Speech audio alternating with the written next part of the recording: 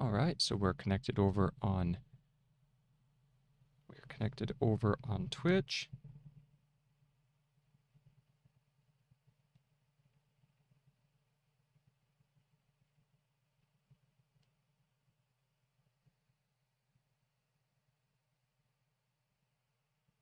Confirming that we are connected over here on YouTube. Just 1 second.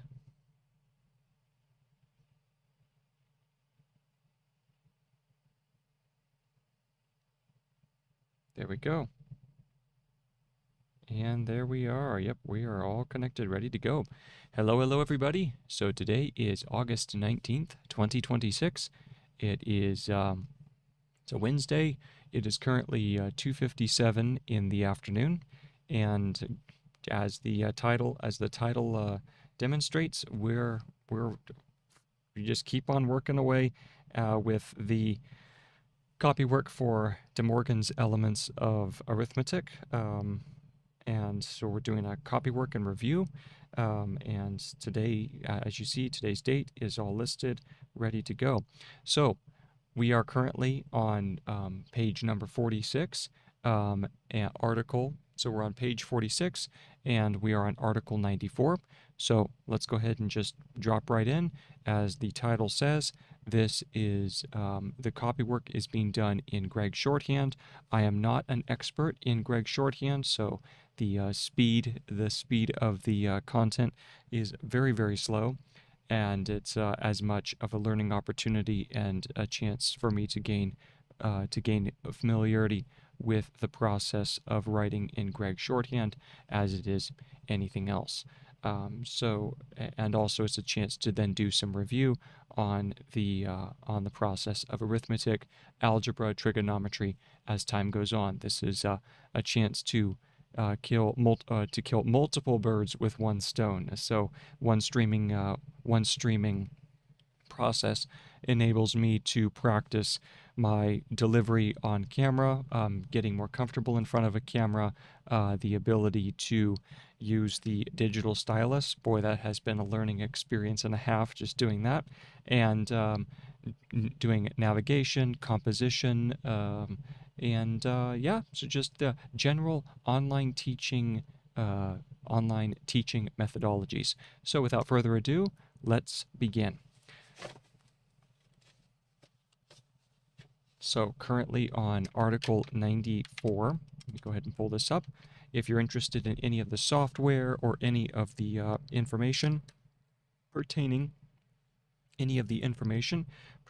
to the learning process, if you want to maybe take a look at the copy of the textbook yourself, that is available, all free and open source. So lots of excellent resources down below in the description for you to take a look at. Let's go ahead and begin. So if I go here and we're looking at 12, that was the end of article 93, and so we're going to begin article 94.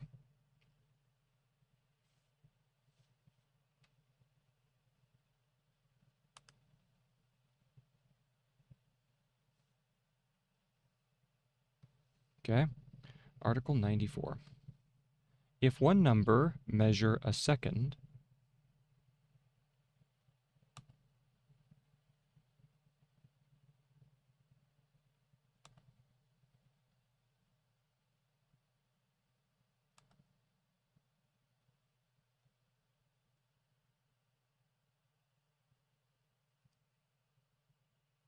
it measures every number which the second measure.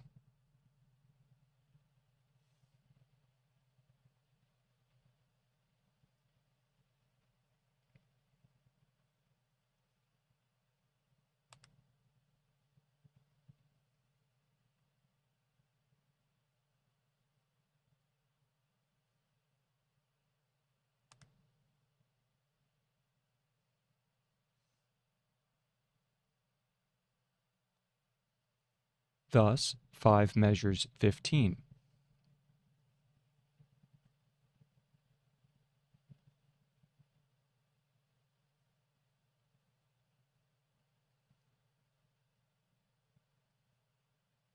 and 15 measures 30.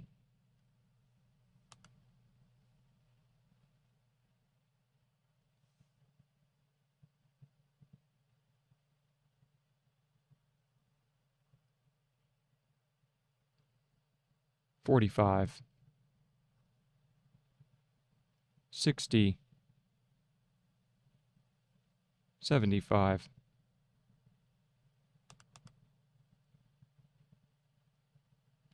etc.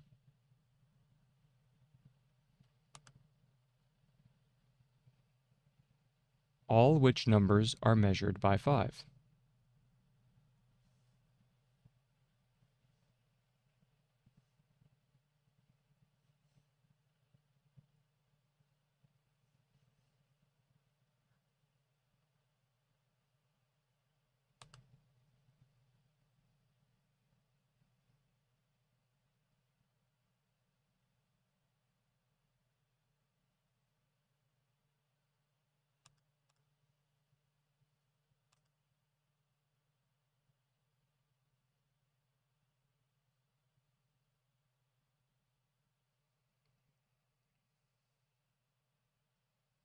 It is plain that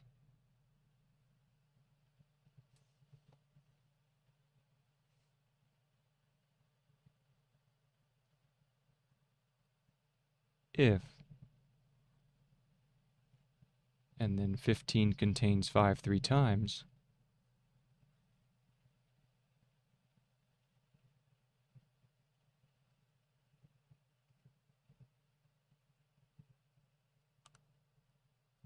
$30 or 15 plus 15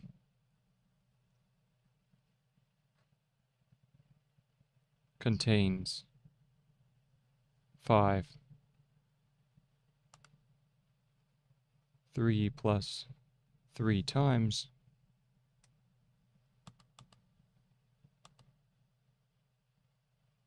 or 6 times. 45, let's go put another line down here.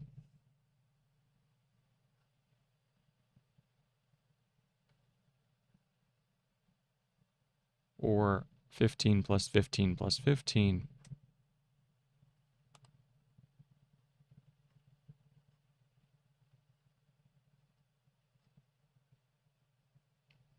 contains 5. 3 plus 3 plus 3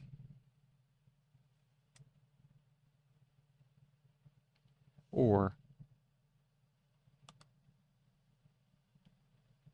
9 times, semicolon, and so on.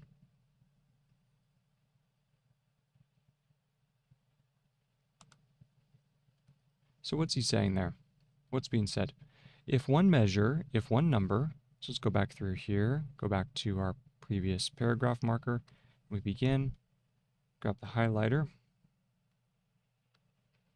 94. If one number measure a second, it measures every number which the second measures. Thus, 5 measures 15, and 15 measures 30, 45, 60, 75, etc. All which numbers are measured by 5. It is plain that if 15 contains 5 3 times, then 30 or 15 plus 15 contains 5 3 plus 3 or times, 3 plus 3 times, or 6 times.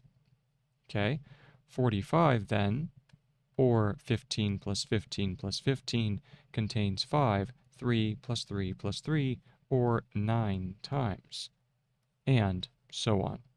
Okay, 95, new paragraph.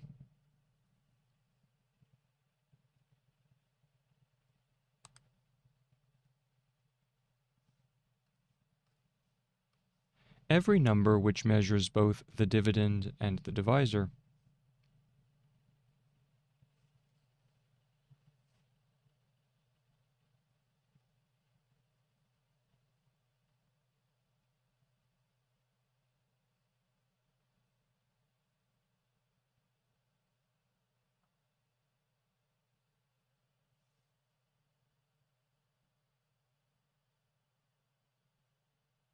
measures the remainder also.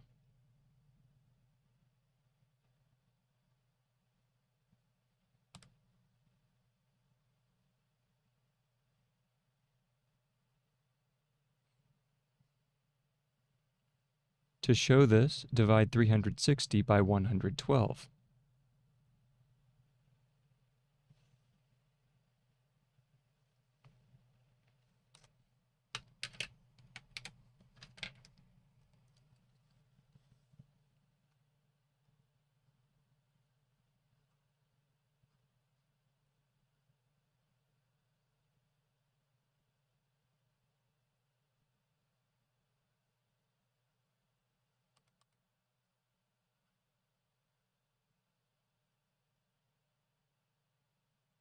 And this one was page number 14.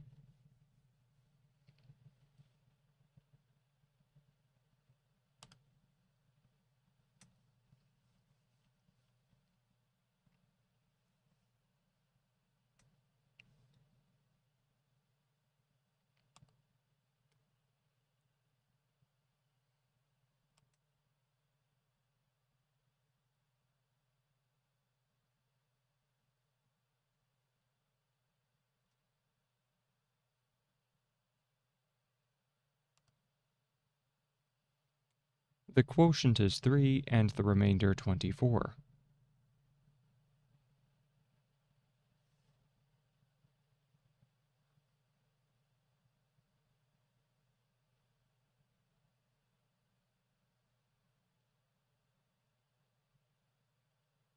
That is, according to 72,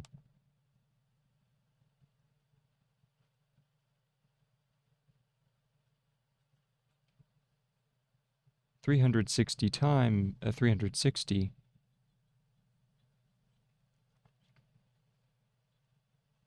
is 3 times 112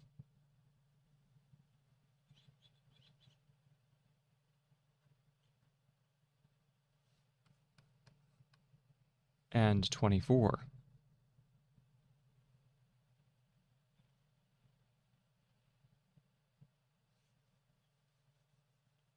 Or 360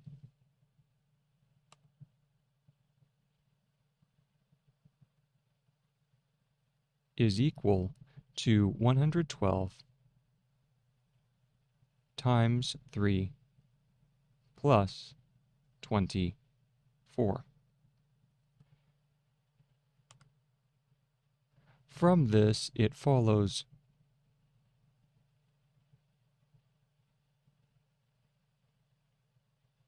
that 24 is the difference between 360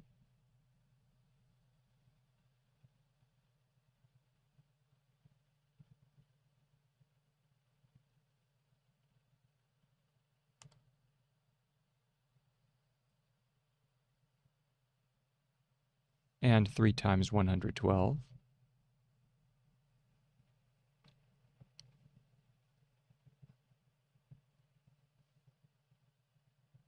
or 24 is equal to 360 minus, we'll have to put this on another line,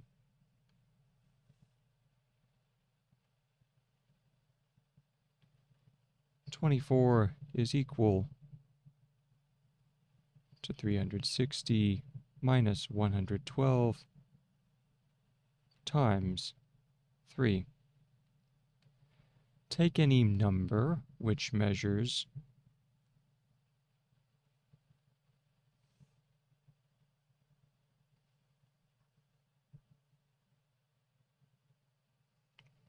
both 360 and 112,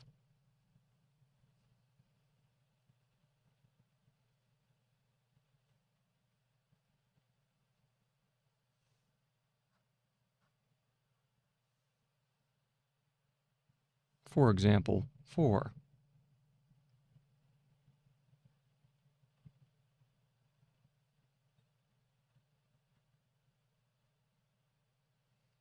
Then 4 measures 360.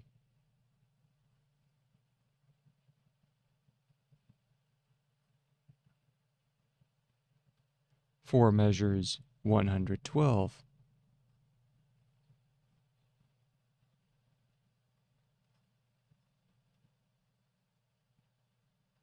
'And therefore, according to Article 94,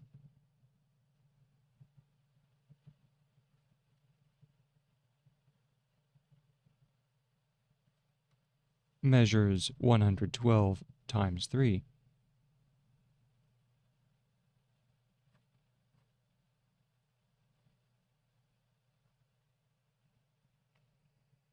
Or 112 on a new line, 112 plus 112 plus 112. Therefore, 93, according to 93,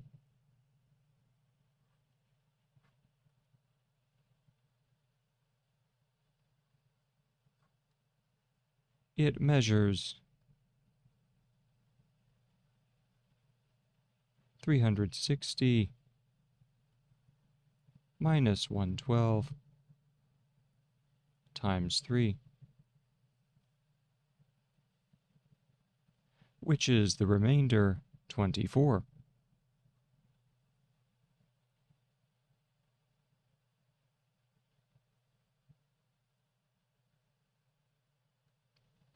The same reasoning may be applied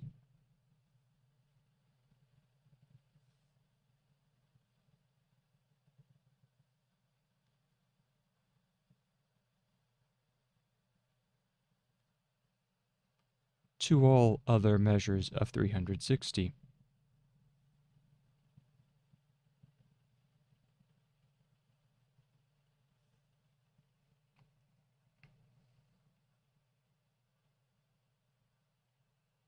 And 112.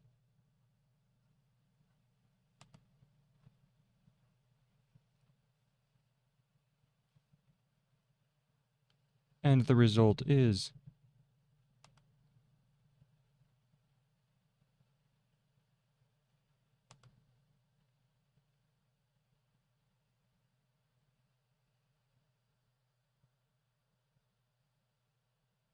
that every quantity which measures both the dividend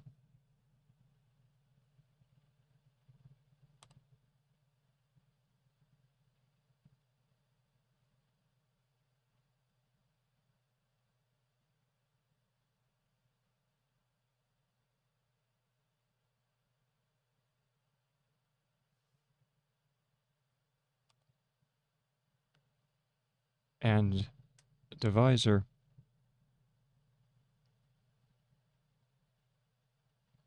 also measures the remainder.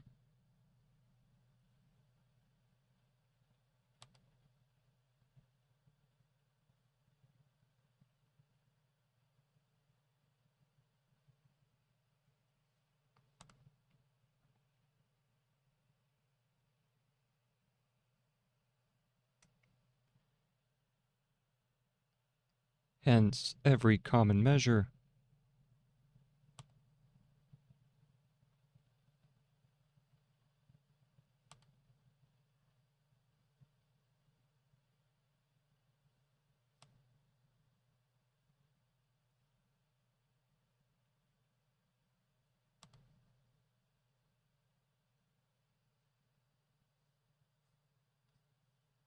of a dividend and divisor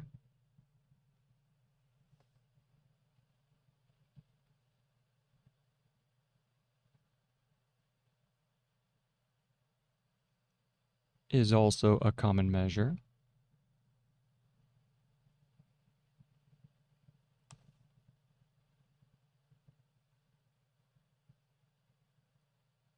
of the divisor and the remainder.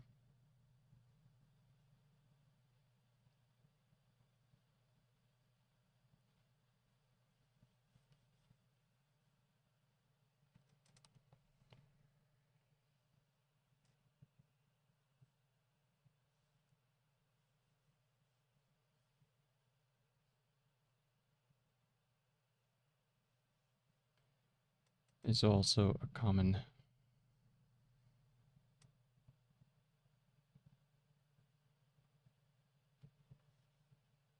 of the divisor and the remainder.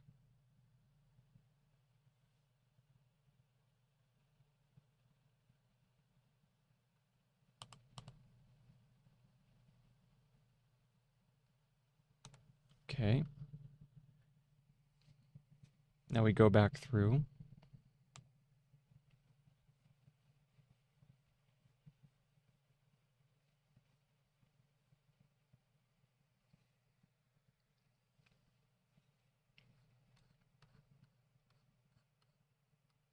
Reading over Article 95.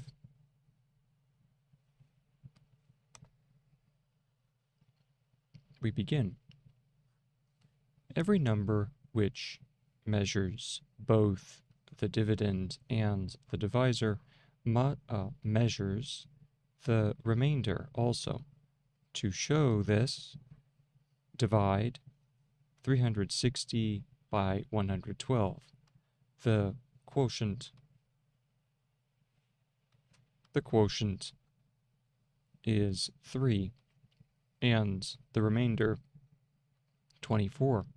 That is, according to Article 72, 360 is 3 times 112 and 24, or 360 is equal to 112 times 3 plus 24. From this, it follows that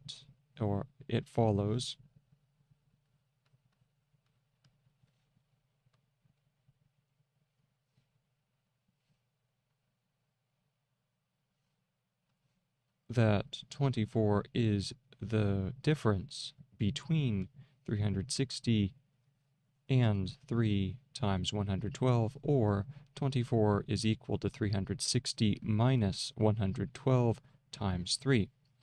Take any number which measures both 360 and 112.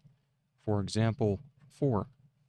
The 4 measures 360, 4 measures 112, and therefore, according to Article 94, measures 112 times 3, or 112 plus 112 plus 112. Therefore, according to Article 93, it measures 360 minus 112 times 3, which is the remainder 24. The same reasoning may be applied to all other measures of 360 and 112. And the result is that every quantity which measures both the dividend and divisor also measures the remainder. Hence, every common measure of a dividend and a divisor is also a common measure of the divisor and the remainder. Okay? So what was he saying there? What's the idea? The idea, every number which measures both the dividend and the divisor, and remember that a dividend, or I should say a measure, is a number that can evenly go into another quantity.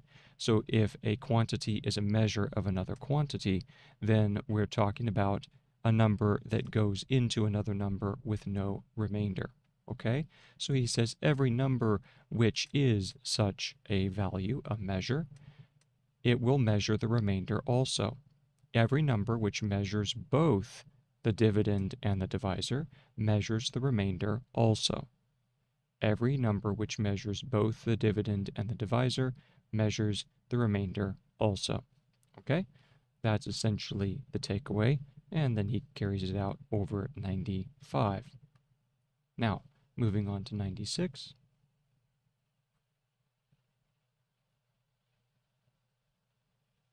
Every common measure of the divisor and remainder is also a common measure of the dividend and divisor.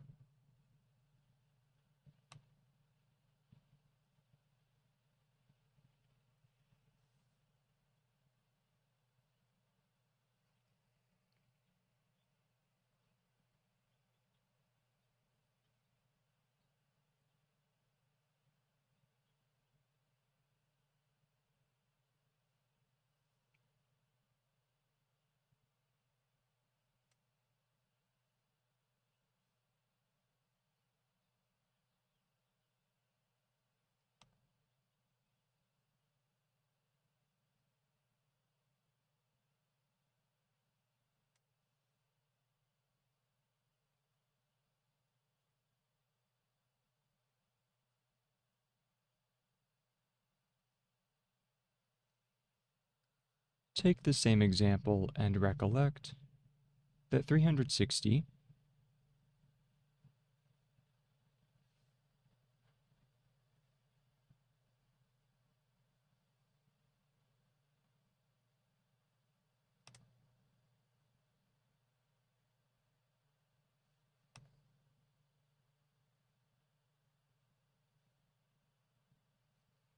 360 is equal to 112 times 3 plus 24.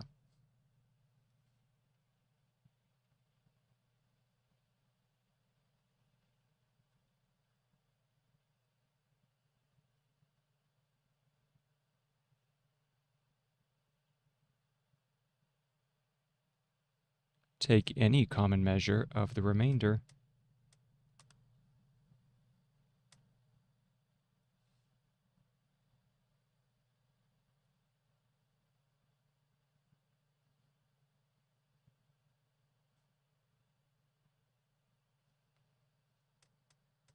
(24)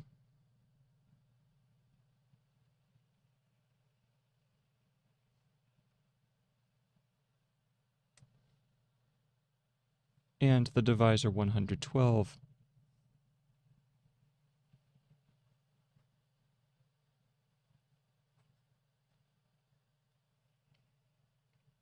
For example, 8.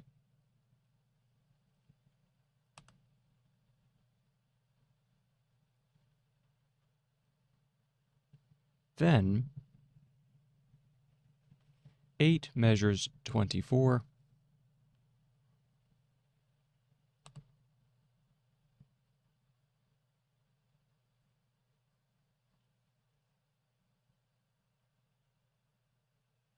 and 8 measures 112.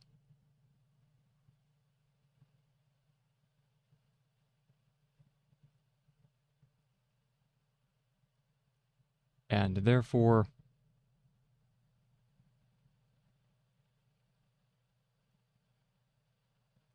according to Article 94,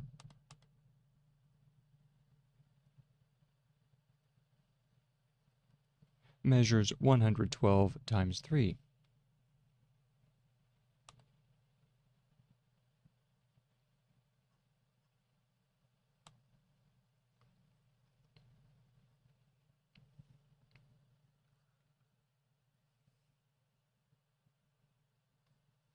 Therefore, according to Article 93,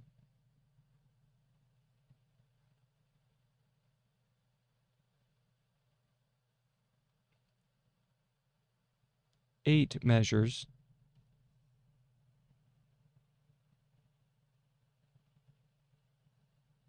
112 times 3 plus 24, or measures the dividend 360.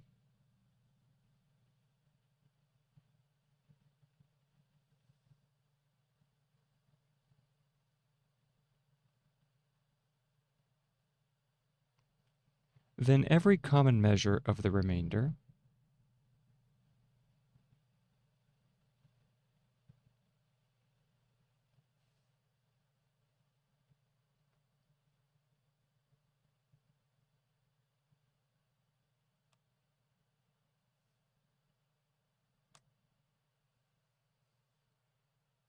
and divisor is also a common measure.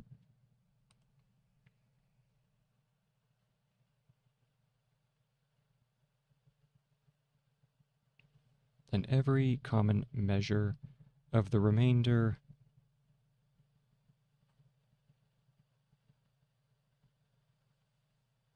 and divisor is also a common measure.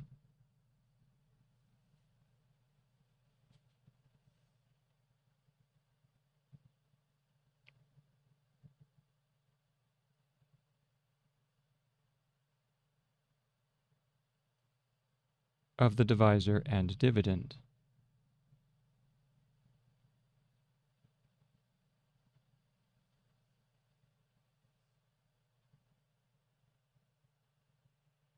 Or there is no common measure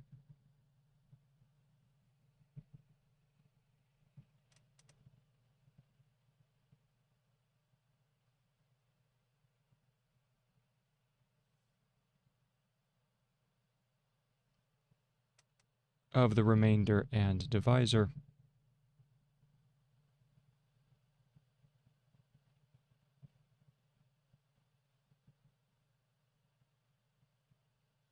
Which is not also a common measure.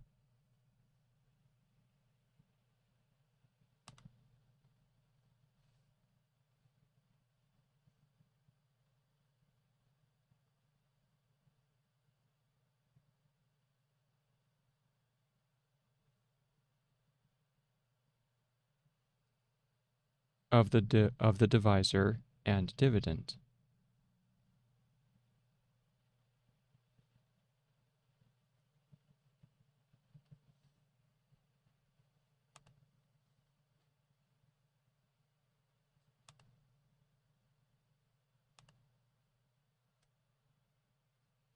Okay, so there we go. That's all of 96. Let's go ahead and read back over that.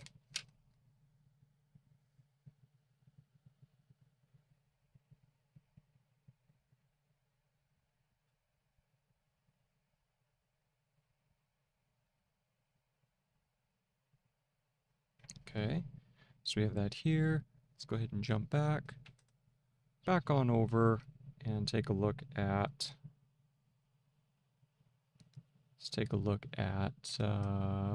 zoom out here, 96, jump back up here in our readings, and there's 96 right there. Let's go ahead and highlight and start reading. 96. Every common measure of the divisor of the divisor and remainder. The divisor and the remainder. Try that. Measure of the divisor and remainder. There we go. And remainder is also a common measure of the dividend and the divisor. Take the same example and recollect that 360 is equal to 112 times 3 plus 24. Take any common measure of the remainder, 24, and the divisor, 112. For example, 8. Then 8 measures 24, and 8 measures 112, and therefore 94 measures 112 times 3, therefore 93. Therefore, according to 93, 8 measures 112 times 3 plus 24, or measures the dividend 360. Then every common measure of the remainder and divisor is also a common measure of the divisor and dividend, or there is no common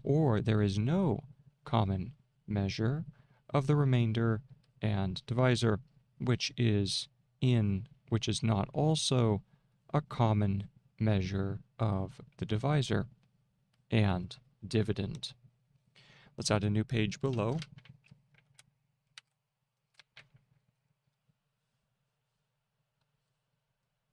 Elements of Arithmetic.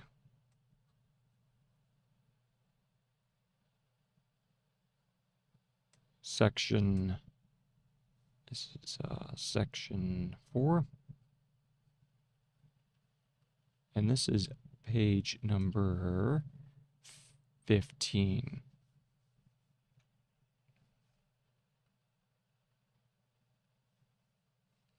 Alrighty, let's keep on plowing ahead. So new article, or 97. Okay, let's center 97. Grab a paragraph marker here, highlight it, and 97. According to number 1, or these are the rules for division now, it is proved in Article 95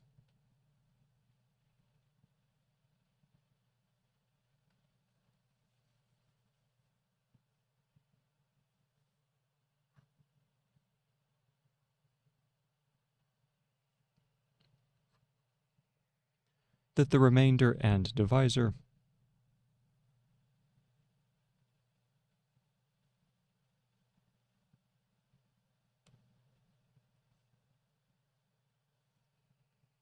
have all the common measures,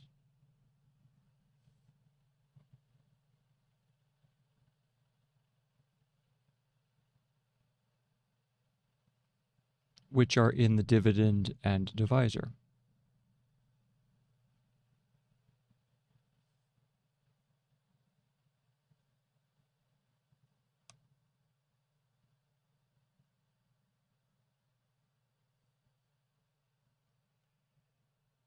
Article, or number 2, it is proved in Article 96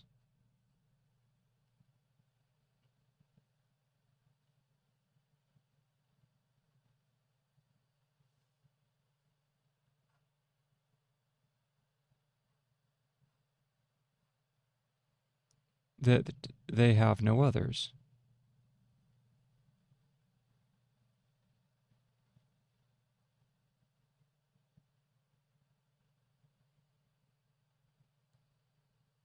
It therefore follows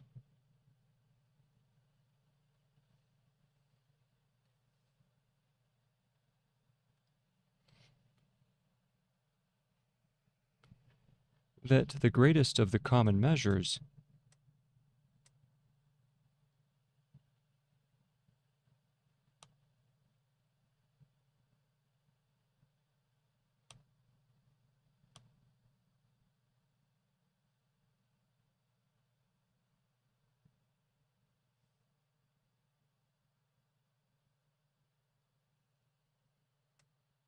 of the first 2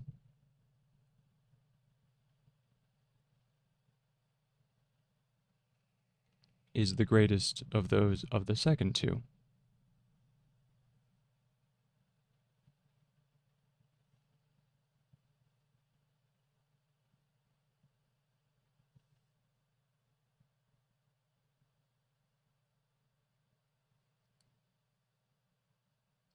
Which shows how to find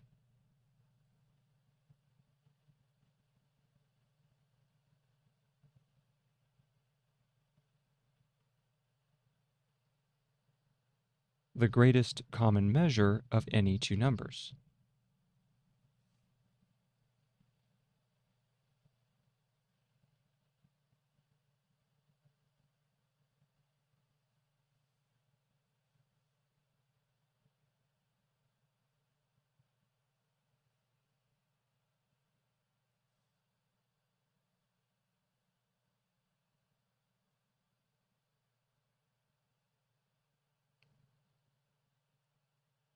As follows.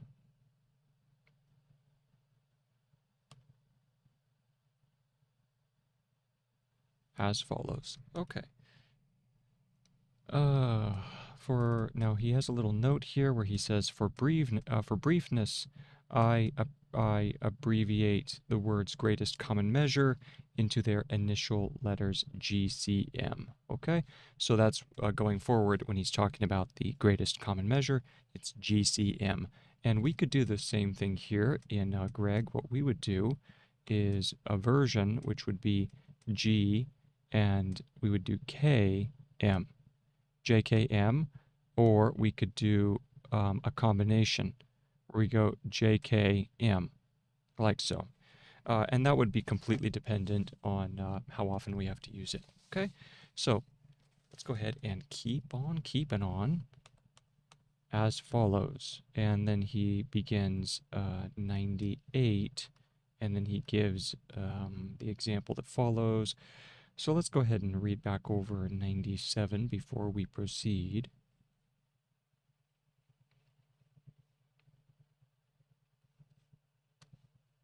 Here we go, 97. 1. It is proved in Article 95 that the remainder and divisor have all the common measures which are in the dividend and divisor. And then according to number 2, it is proved in 96 that they have no others. It therefore follows that the greatest of the common measures of the first 2 is the greatest of the other, the greatest of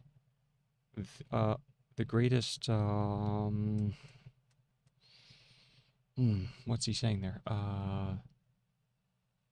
It's according to number 2. Oh, it is reported that they have no others. He did that. Of those. Oh, of those. Ooh, yeah, that could be a little bit of a problem. I think those, maybe they have to stay separate. Of those, like that. Okay? All right. Of those of the second 2, which shows how to find the greatest common measure of any 2 numbers as follows, colon. And now we begin 98.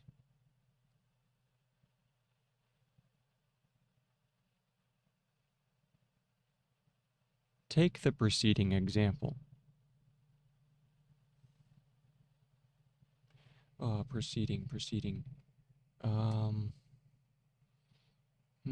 Is that just proceed? Preceding, maybe? Let's see here. Let's go ahead and check that out. That could be the value.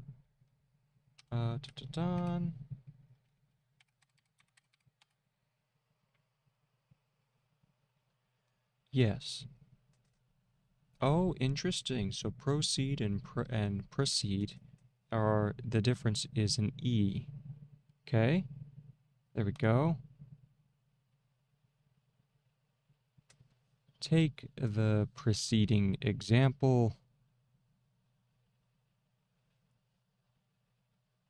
and let it be required. Need the Beatles singing right about there, right? Let it be. And let it be.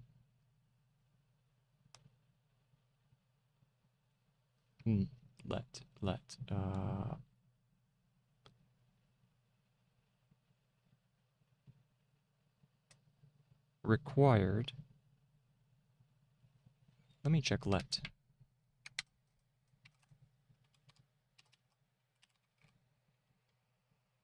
Yep. Let it be. Isn't that an actual phrase? Let me check.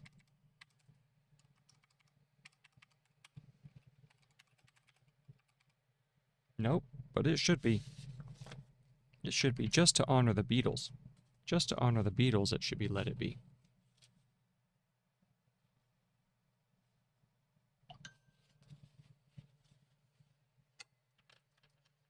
Okay.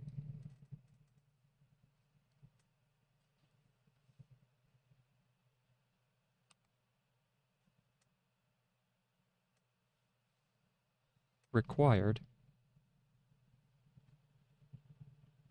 to find the GCM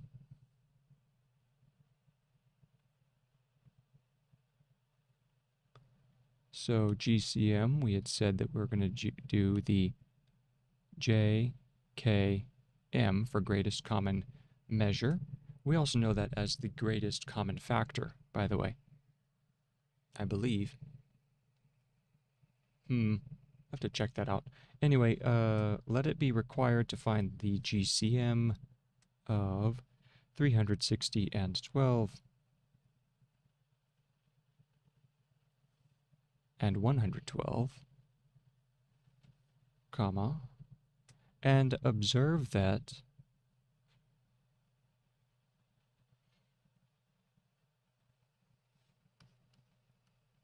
we take a look here. 360 divided by 112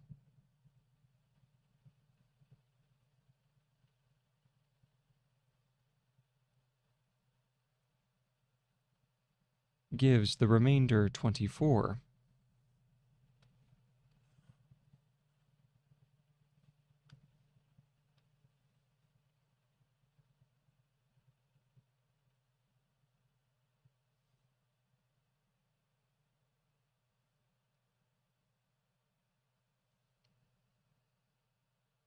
Comma. 112 divided by 24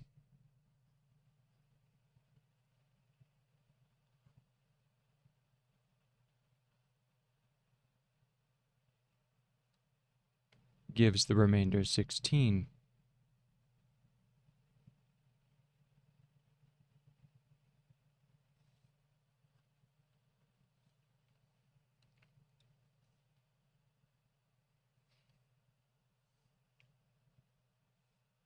Twenty-four divided by 16. Yeah, we'll do this on the same line. 24 divided by 16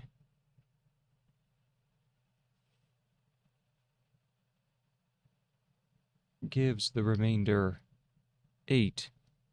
And finally, 16 divided by 8 gives no remainder.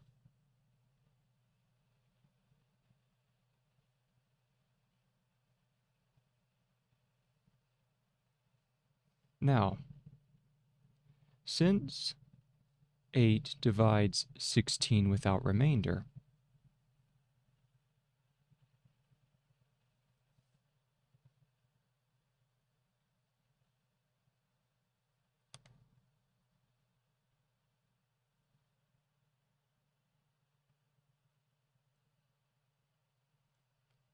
and since it also divides itself,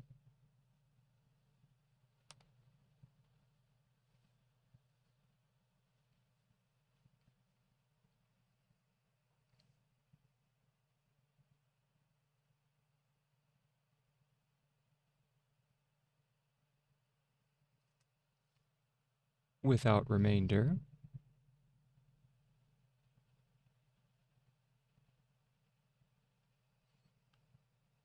eight is the GCM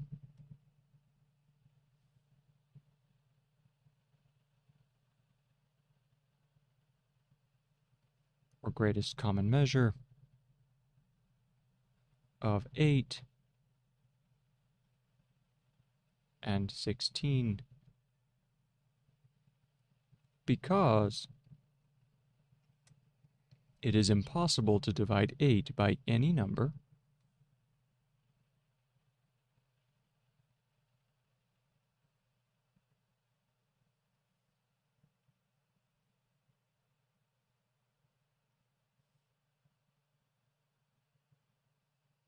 greater than 8.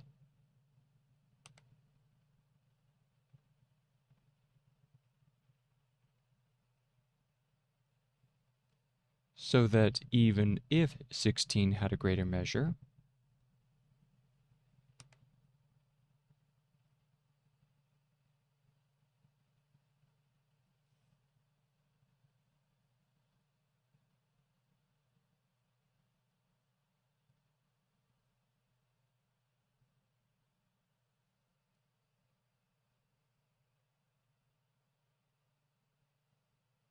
than 8,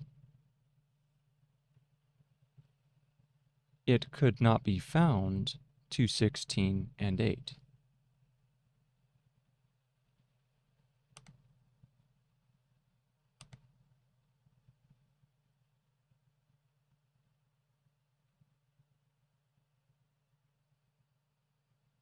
It could not be common. It could not be common. It could not be common to 16 and 8.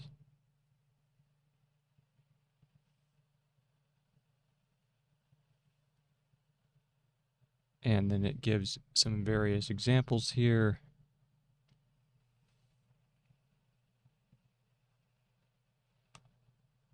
Therefore, 8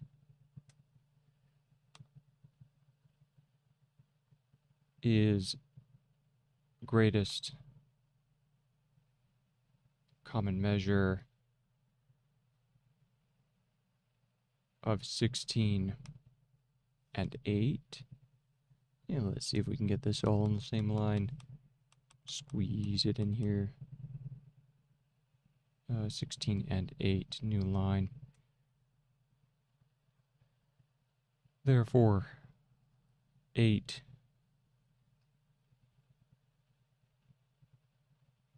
is greatest common measure of 16 and 8, according to Article 97.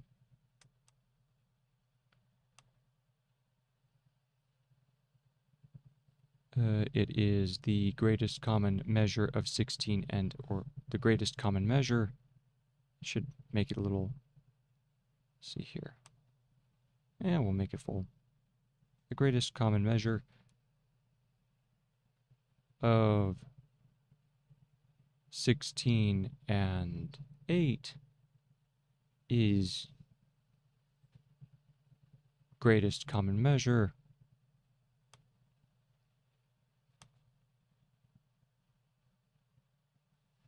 of 24 and 16.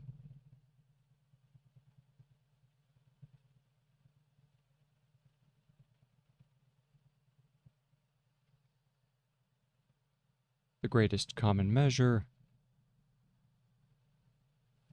of 24 and 16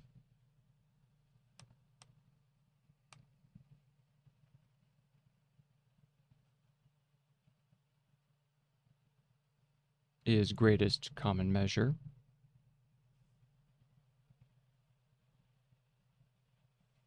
of 112 and 24.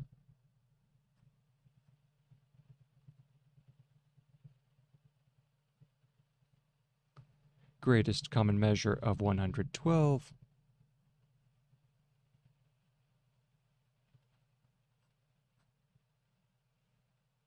and 24 is the greatest common measure of 360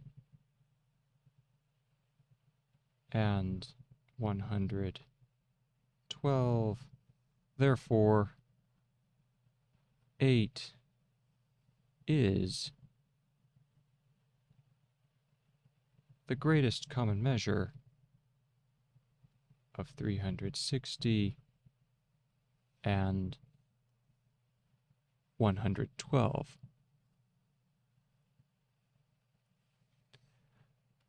The process carried on may be written down in either of the following ways, and this is also the process of factorization. This is the process of factorization.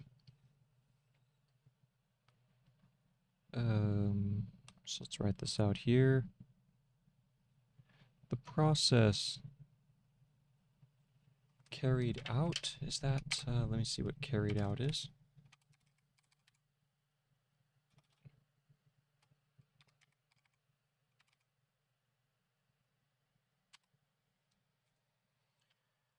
There's carrier.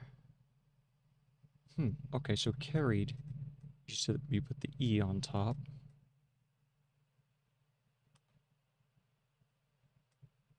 we go, carried on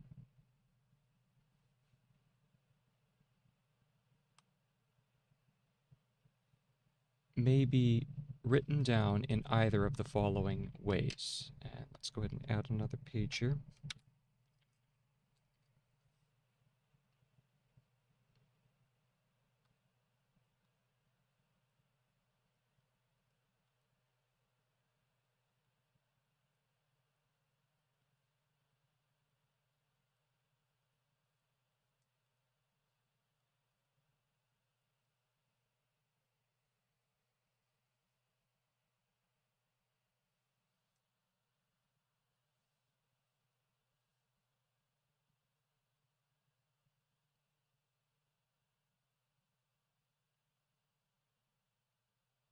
In either, isn't that the backwards? In either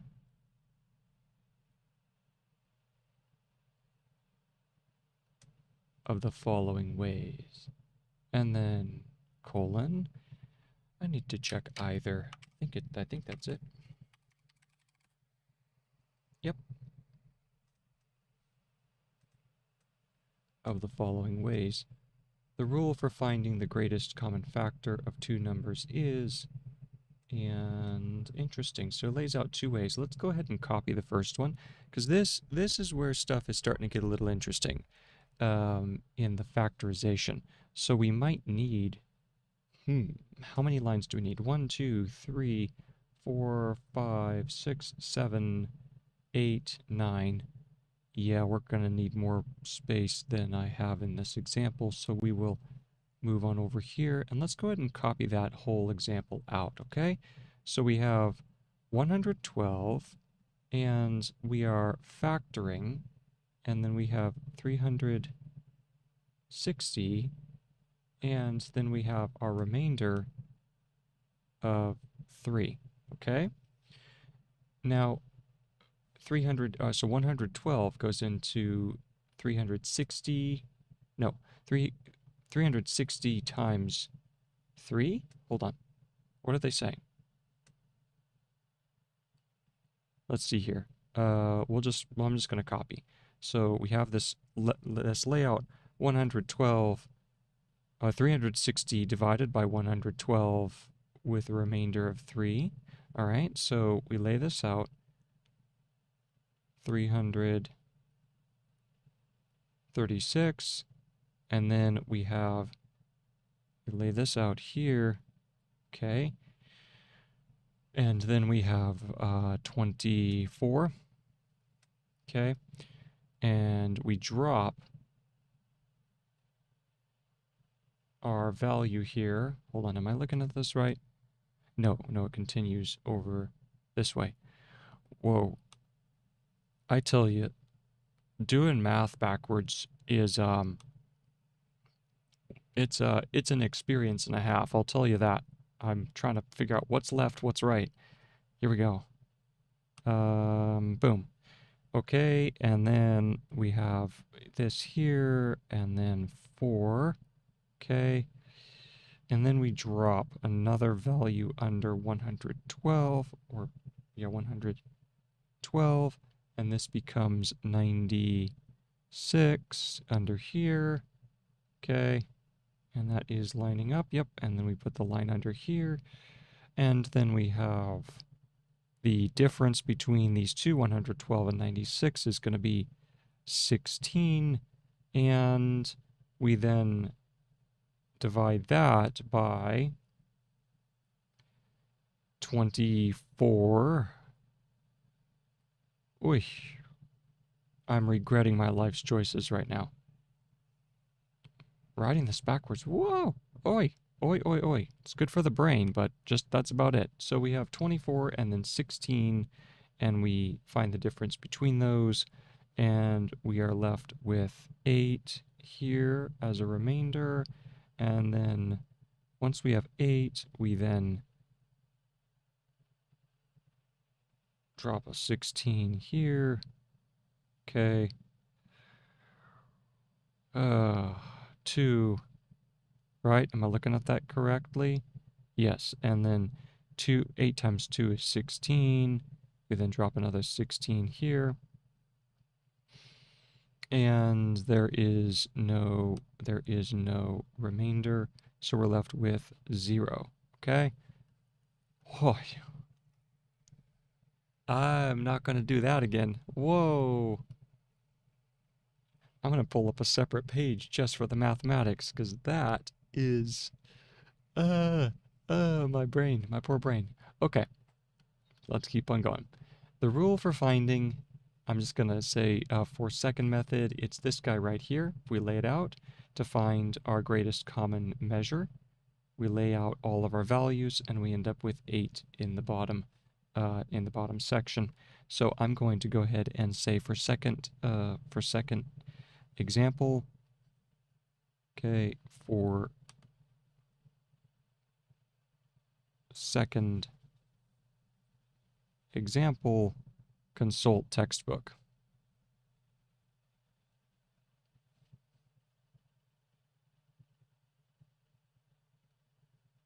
All right, there we go. So let's put that a little bit more centralized. There we go. Okay. And now let's go ahead and write out the process, which is as follows, these 3 steps. These 3 steps indicated right here. Let's zoom down the page a little bit. The rule for finding the greatest common measure of 2 numbers is...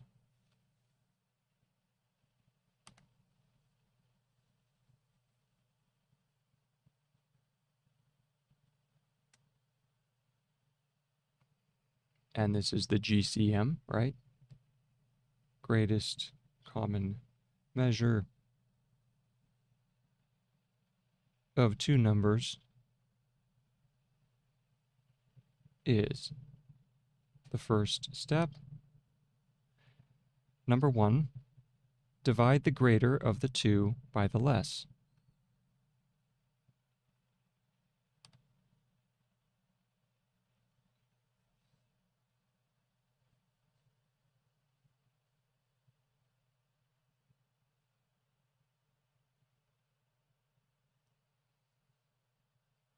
Step number 2,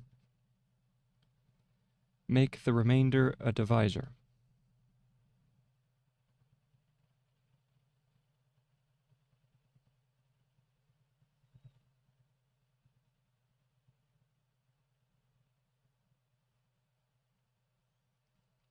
And the divisor a dividend. And the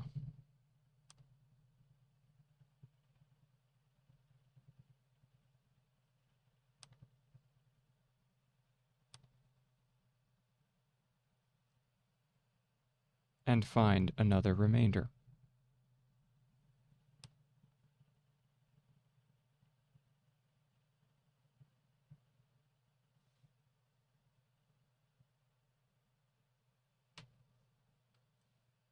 And then step number 3, proceed in this way until there is no remainder.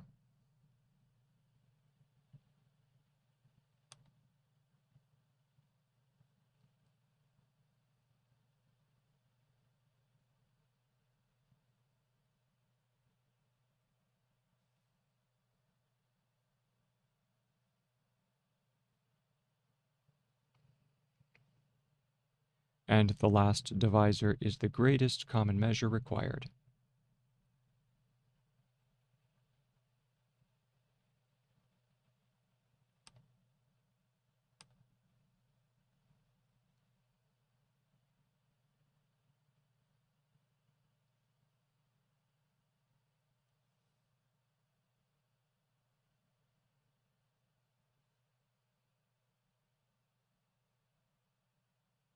There we go.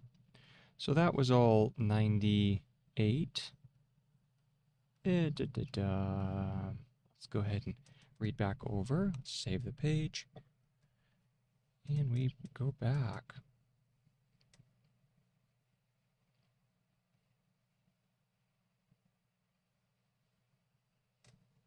Where do we start? Where's our good friends? 98. 98, that's 97. 97 was relatively short, there's 98. Let's go ahead and drop a paragraph marker, and we begin. Okay? 98. Take the preceding example and let it be, let's make that T just a little bit more pronounced.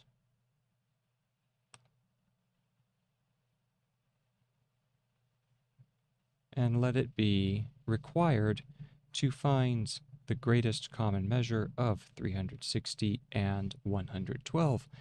And observe that 360 divided by 112 gives the remainder 24. 112, I just deleted my hand. I have a itchy, or a happy, what's the word? Itchy arrow finger or a happy trigger finger, right? One or the other. And let it be,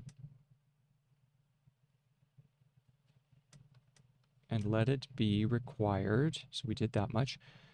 Observe that 360 divided by 112 gives the remainder 24. 112 divided by 24 gives the remainder 16. And then 24 divided by 16 gives the remainder 8. 16 divided by 8 gives no remainder. Now, since 8 divided 16 without remainder, and since it also divided itself without remainder, 8 is the greatest common factor of 8 and 16, because it is impossible to divide 8 by any number greater than 8. So that even if 16 had a greater measure than 8, it could not be common to 16 and 8. Therefore, 8 is the greatest common factor, and shouldn't that be, is that the greatest common, right? Therefore, oh no, it is just is. Therefore, 8 is greatest common measure of 16 and 8, according to Article 97. Greatest, and then, what was that, 8? And then according to Article 97, the greatest common factor of 16 and 8 is the greatest common factor of 24 and 16, and then the greatest common factor of 24 and 16 is the greatest common factor of 112 and 24. The greatest common factor of 112 and 24 is the greatest common factor of 360 and 112. Therefore, 8 is the greatest common factor of 360 and 112. The process carried, yeah, there we go, carried on may be written down in either of the following ways. And then we completely butchered ourselves trying to copy this thing out here backwards. 112 and then 360. So you take 360, divide it by 112, and you get, what was that, 3? Result of 3, right? Was that what is understanding? Because 112 times 3 is 360, and then you find the difference, which was 24. Let's see here. Find the difference, 24. Am I doing a... Yeah. Okay. Done. 24, and then you find the you divide 112, which once again we're looking for the greatest common measure of 360 and 112. So then you take the difference of that division, and you divide 112 by 24, giving you 96, and then you take that value, right, the previous value. Okay, notice what you're doing. You're constantly taking the previous value. And you're then dividing it by the difference. You take the previous value, divide it by the difference, giving you 1. And so 16 goes into 24 once. So you write that down, you find the difference, and then you divide the former divisor by the remainder, and you end up with 2. So 8 times 2 is 16, and that leaves no remainder. So then your process is done, and you have harvested your greatest common measure. And then the second method, which was listed here, was for a second example, consult the textbook. Okay? Now let's go ahead and read this paragraph. The rule for finding the greatest common measure of two numbers is, number 1, divide the greater of the two by the less. Should it be lesser? Nope, it is by the less. By the lesser. Step number 2, make the remainder divisor, which is what we did, right? Make the remainder, which is here, a divisor. Okay.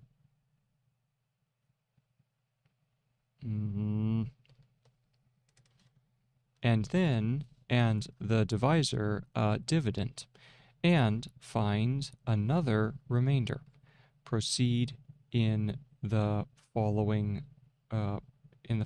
way until there is no remainder, and the last divisor is the greatest common measure required. So really fascinating. Okay, keep on going. Let's go to 99.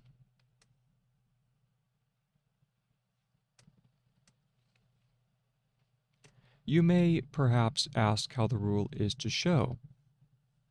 So this is Article 99.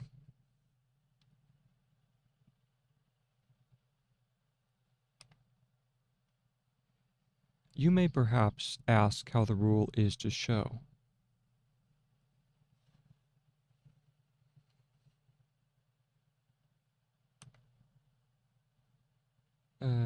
Perhaps.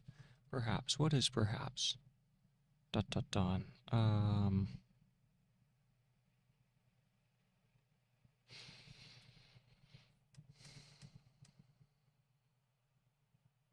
Is it PRAHP? Let me check.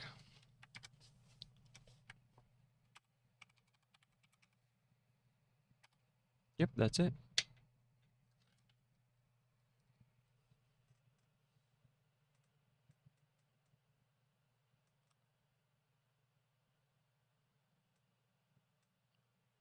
You may perhaps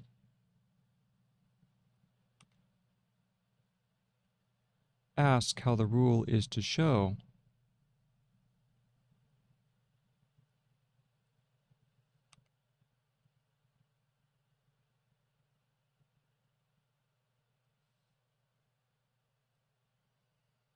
When the two numbers have no common measure.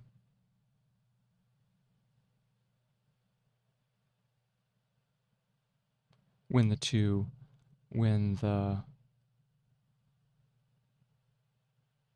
numbers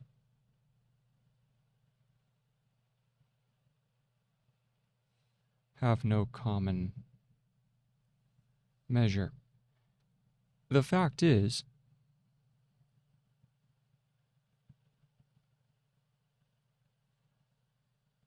that there are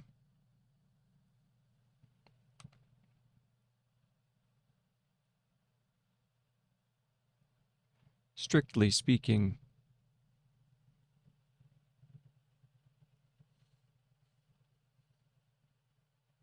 Let's look up strictly.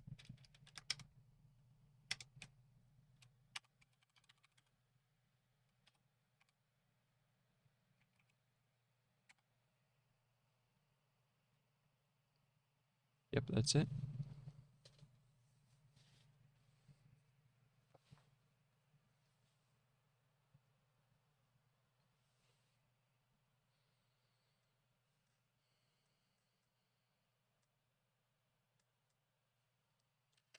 Let me check speaking. Haven't used that in a while. Yeah, there we go. There are, strictly speaking, comma, no such numbers.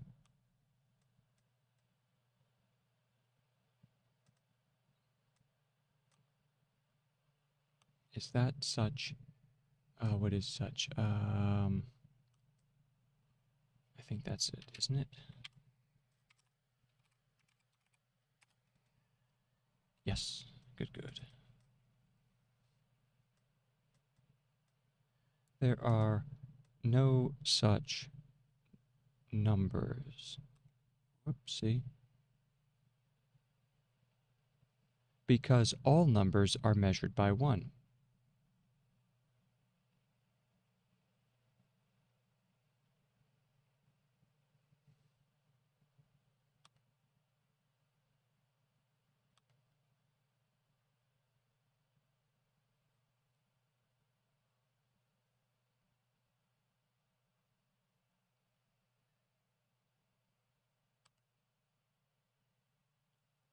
That is, contain an exact number of units.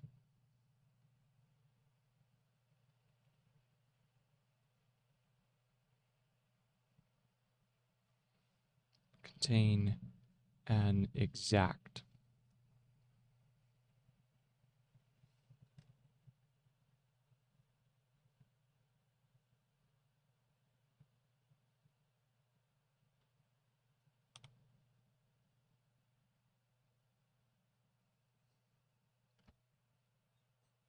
And therefore 1 is a common measure of every 2 numbers. And therefore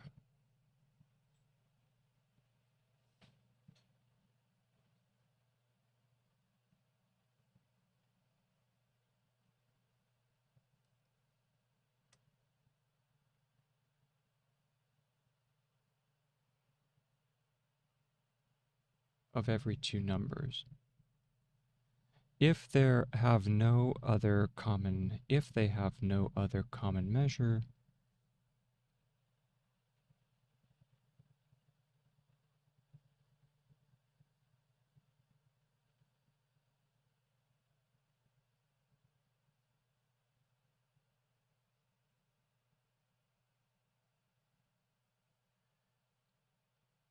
the last divisor will be 1. Oh, that's interesting.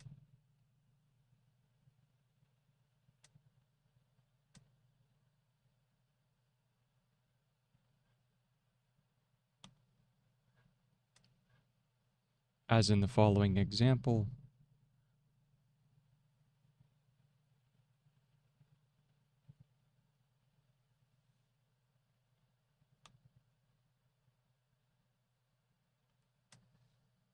where the greatest common measure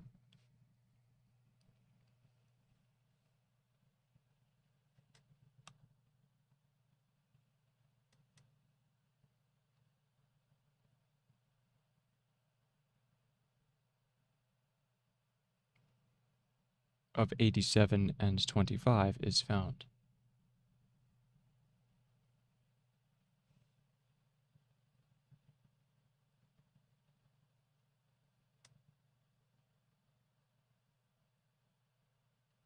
Okay, I am not going to mess with that.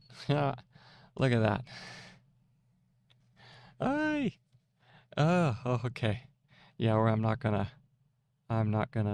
try to solve that problem.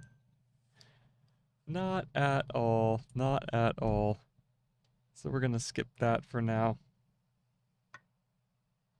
Okay. I will be back in just a second. Let me go use the facilities, as they say. So I will be back.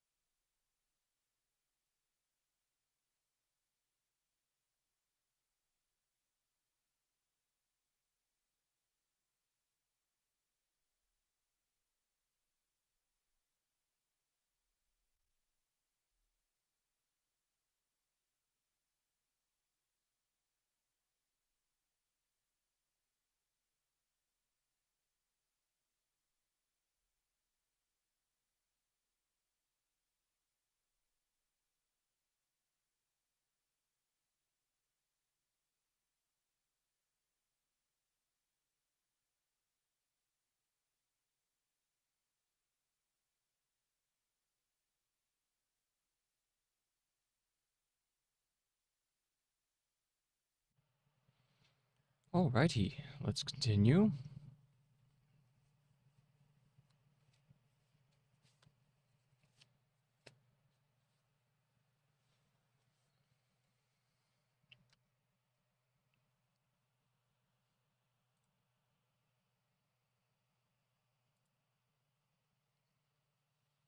Okay.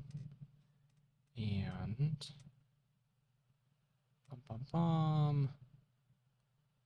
what is their greatest common measure? The greatest common measure of those two numbers of 87 and 25 is it's going to be 0, right? Or 1. 1's the greatest common measure. And then we have various numbers, and it shows their greatest common measures, okay? And what is their greatest common measure?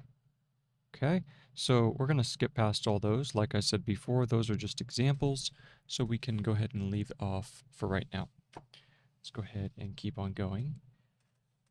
Number 1, or number 100, Article 100.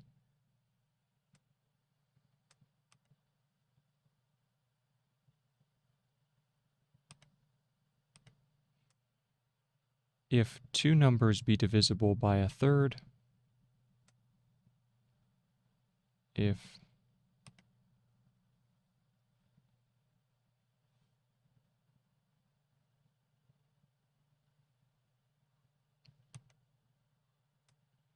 and divisible, we've done this before, it's divisible, isn't it? Let me check.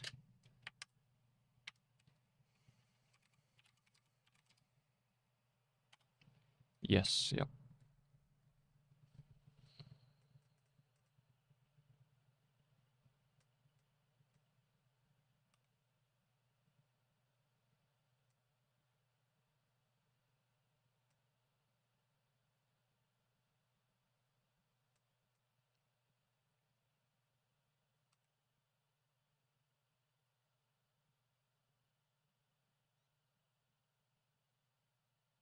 And if the quotients be again divisible by a fourth,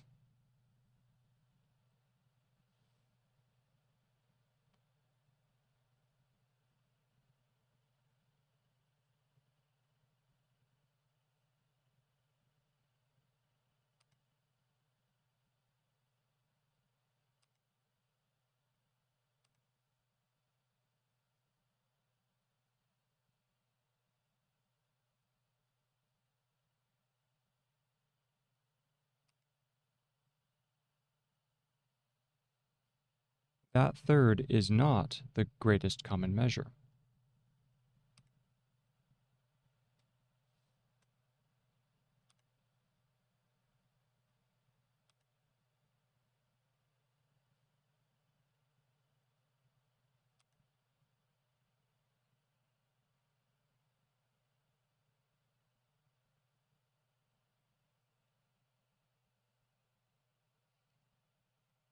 For example, 360 and 504.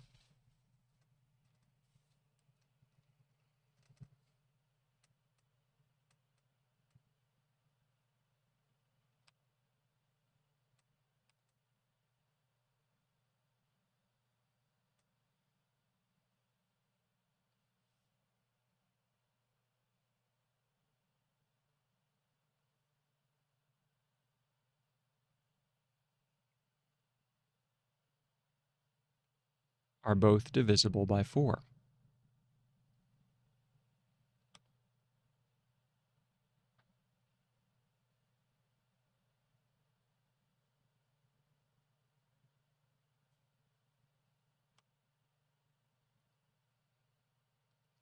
The quotients are 90 and 126.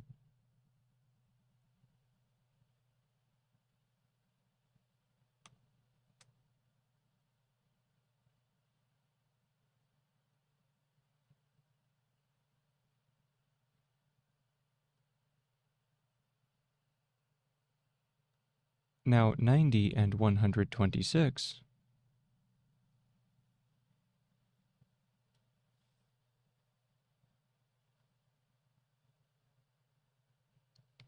are both divisible by 9.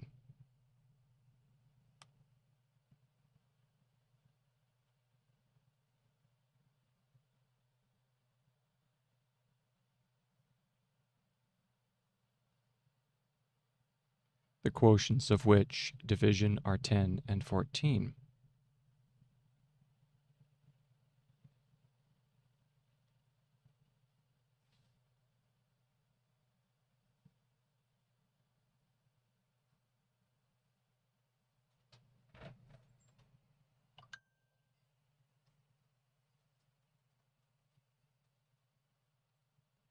By Article 87,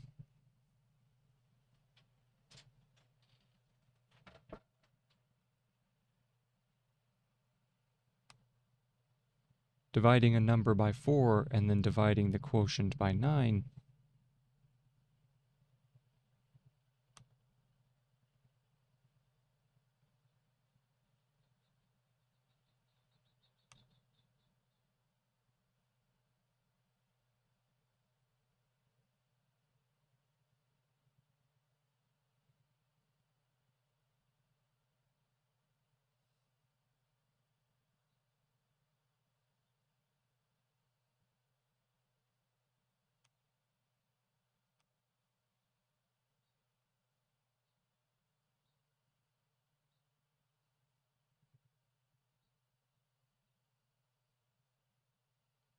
is the same thing as dividing the number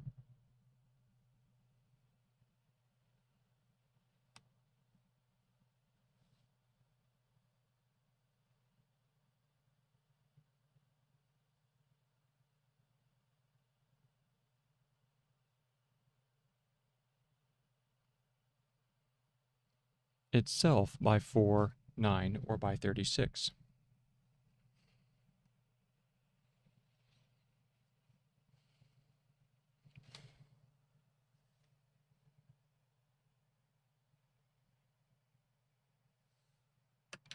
Hold up just 1 second, I'll be back.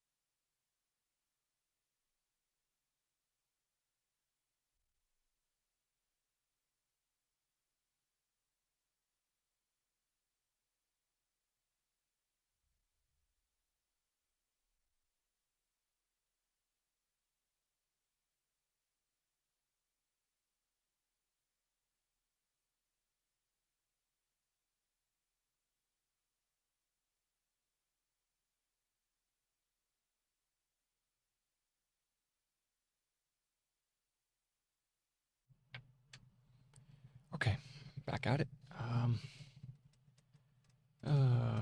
Done.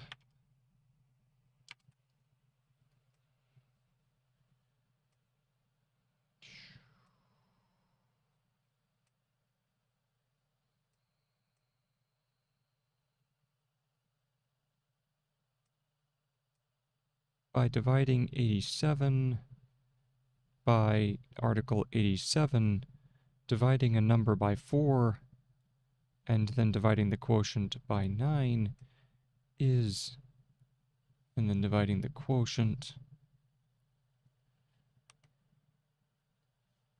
by 9 is the same thing as dividing the number itself by 4, 9, or by 36. Itself by 4 times 9 or by 36. Itself by 4 times 9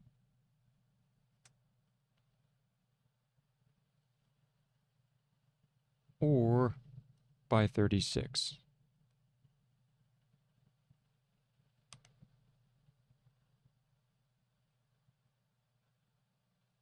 Okay, let's go ahead and fix this up a little bit.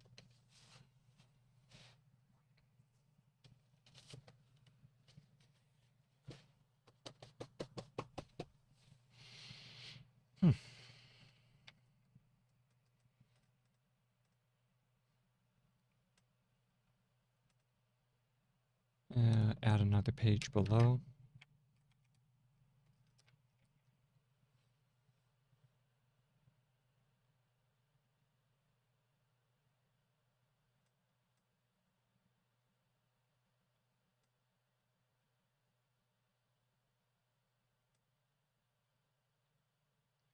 Page number 17, I believe, right? Yes.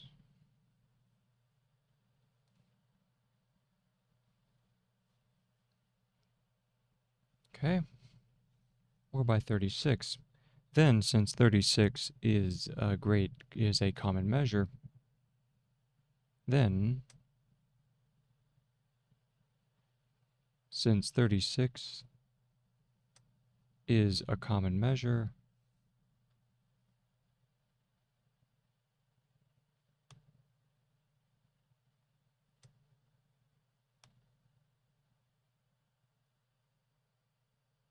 of 360 and 504,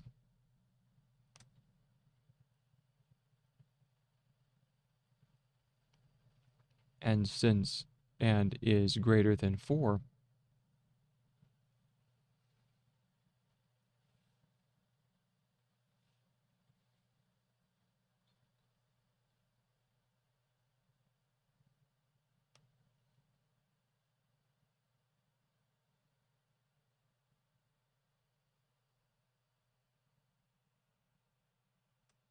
four is not the greatest common measure.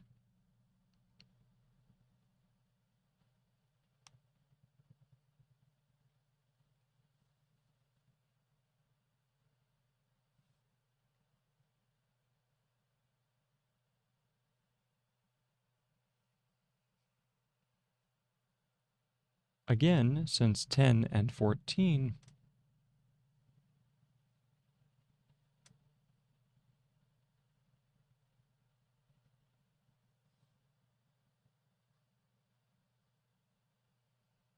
are both divisible by 2,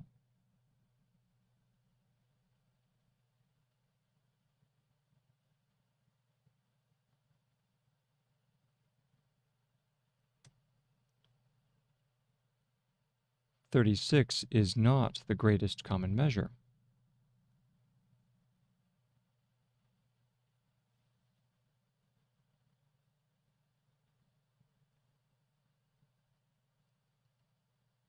It therefore follows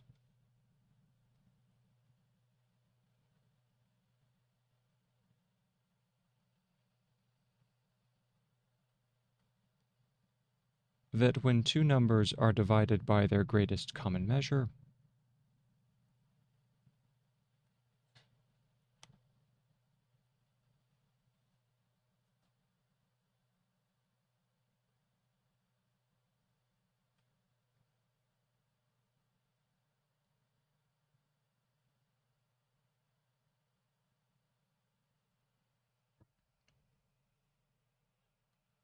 the quotients have no common measure except 1.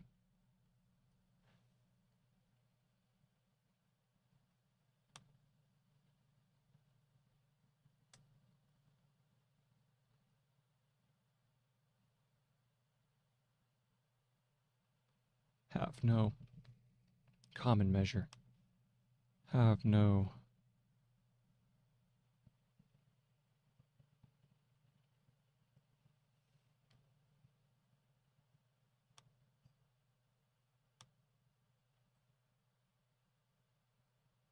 except 1, and that was according to article number 99.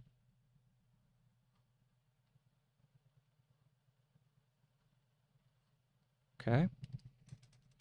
Good, good.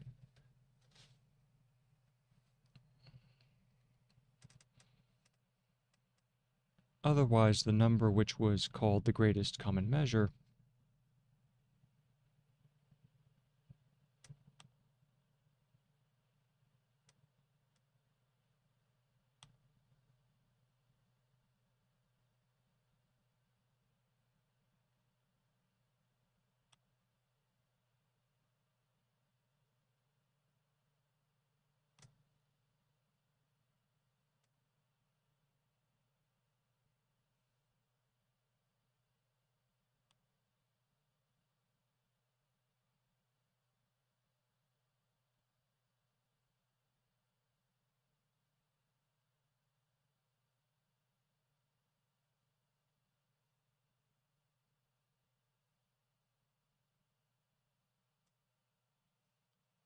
Otherwise, the number which was called the greatest common measure in the last sentence is not so in reality.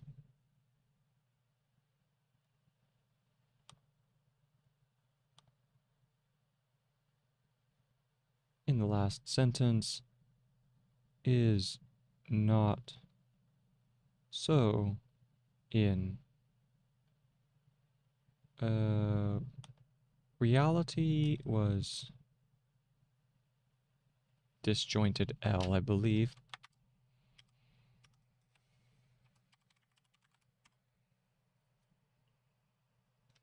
Yep, that's it.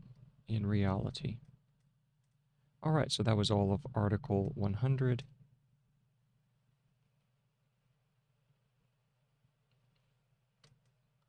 So let's go ahead and read through it. If two numbers be divisible by a third, hold on, I'm gonna get a little water first. My throat's a little parched.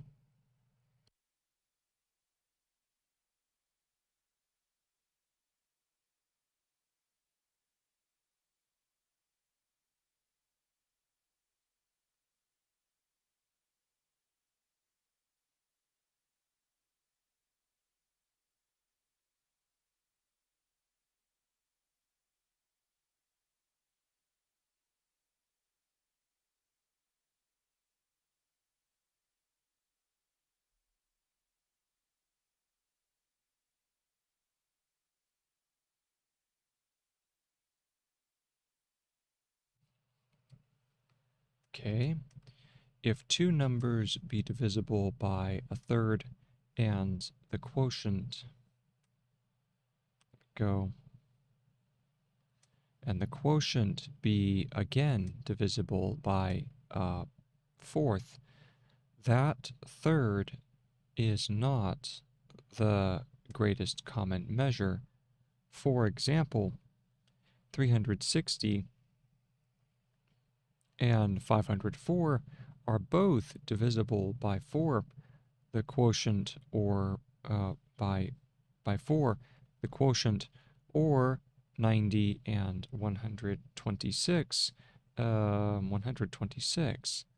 Now, 90 and 126 are both divisible by 9, the quotient of which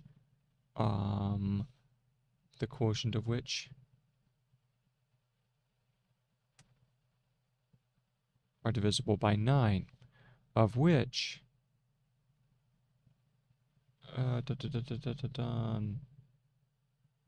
division are. I forgot division. Let's go ahead and fix that.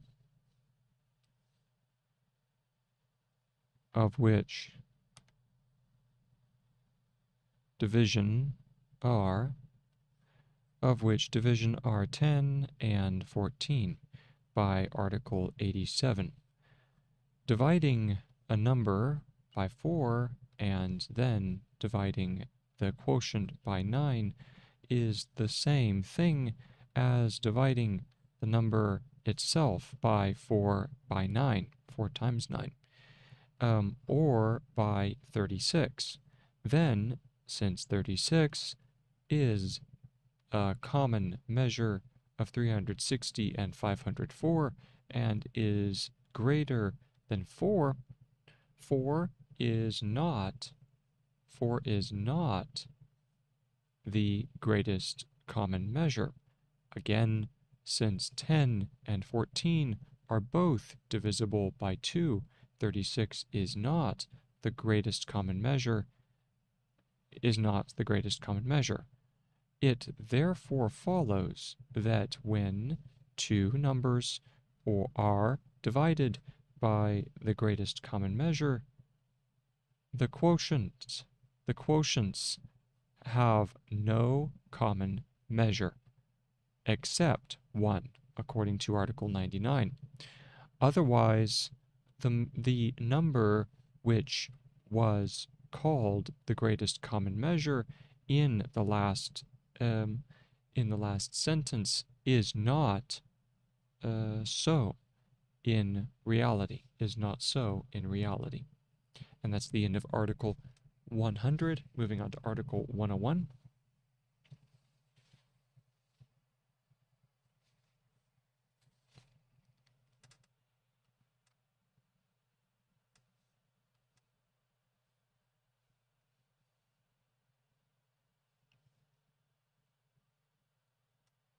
When a first number contains a second,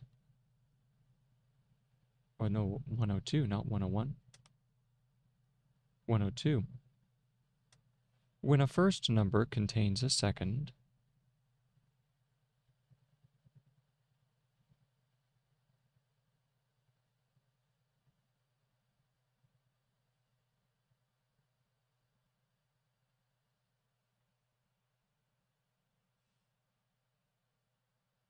or is divisible by it without remainder,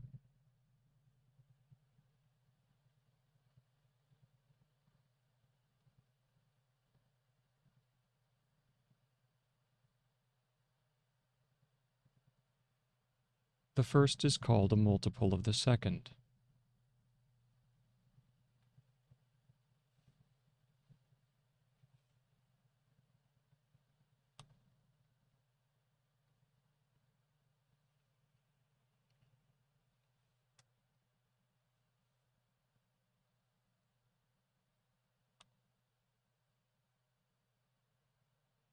Multiple, because we have multiply. I think, is it just multiple?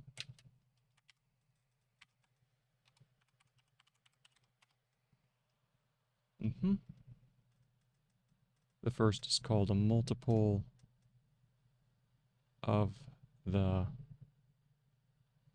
second. The word multiple and measure are thus connected.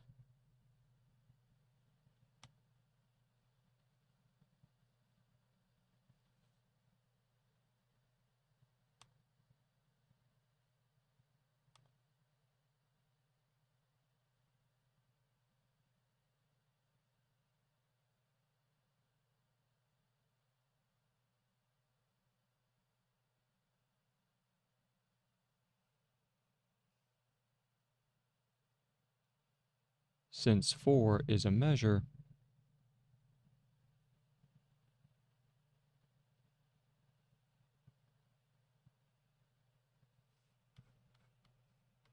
of 24, 24 is a multiple of 4. Since 4 is a measure of 24,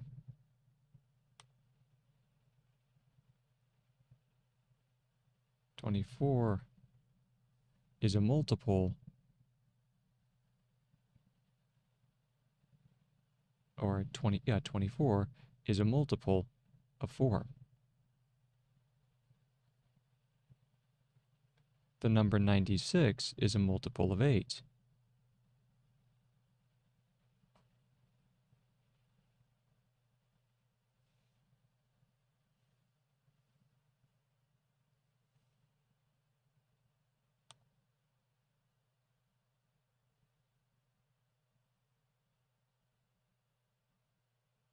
Twelve, 24, 48, and so on.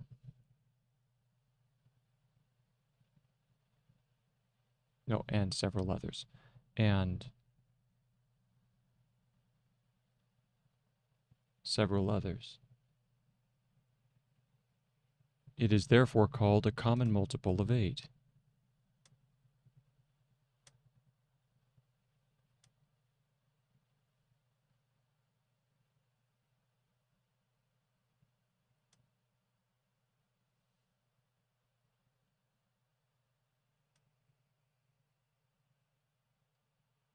Twelve, 24, 48, etc. The product of any two numbers is evidently a common multiple of both.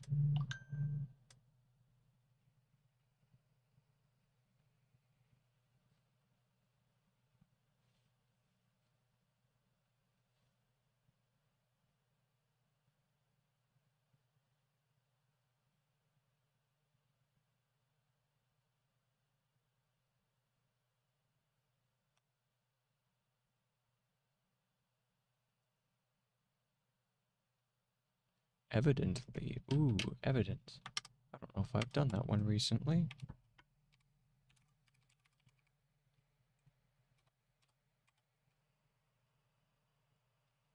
There we go. There's evident.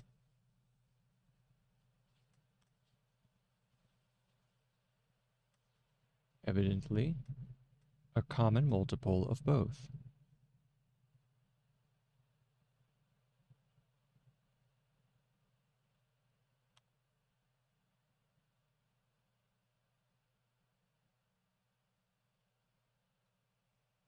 Thus, 36 by 8, or 36 times 8,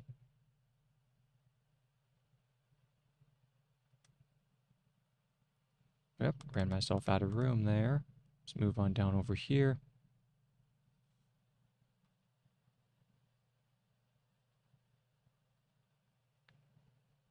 Or 288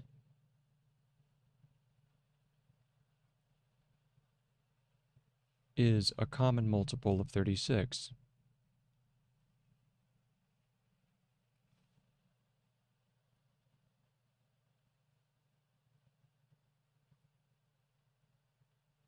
And 8.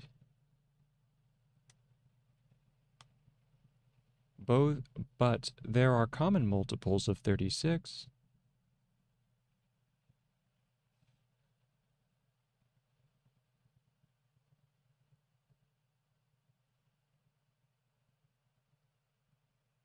And 8 less than 288.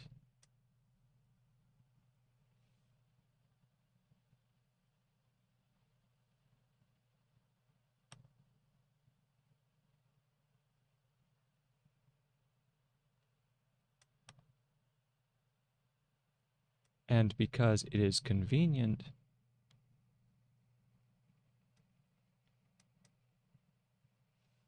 there we go, when a common multiple of two quantities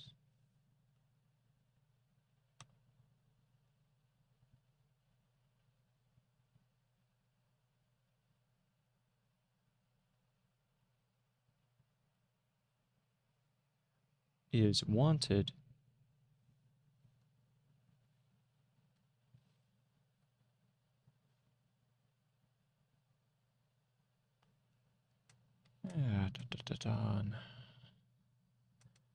to use the least of them. To use the least of them.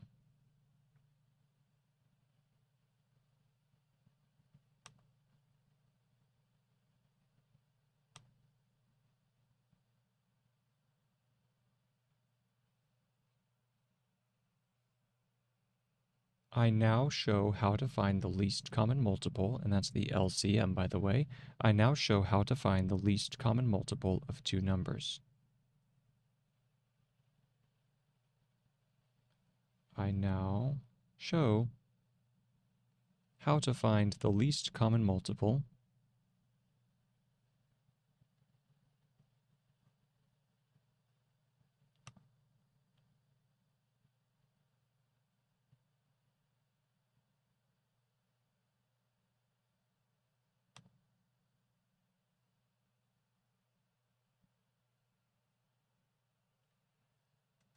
of two numbers.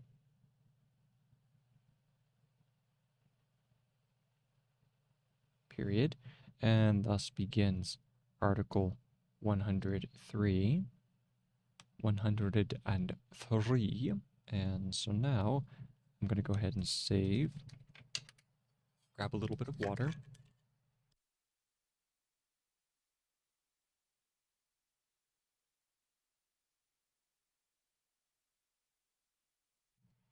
And I'm going to go ahead and read over 102 before going back to 103 or proceeding to 103.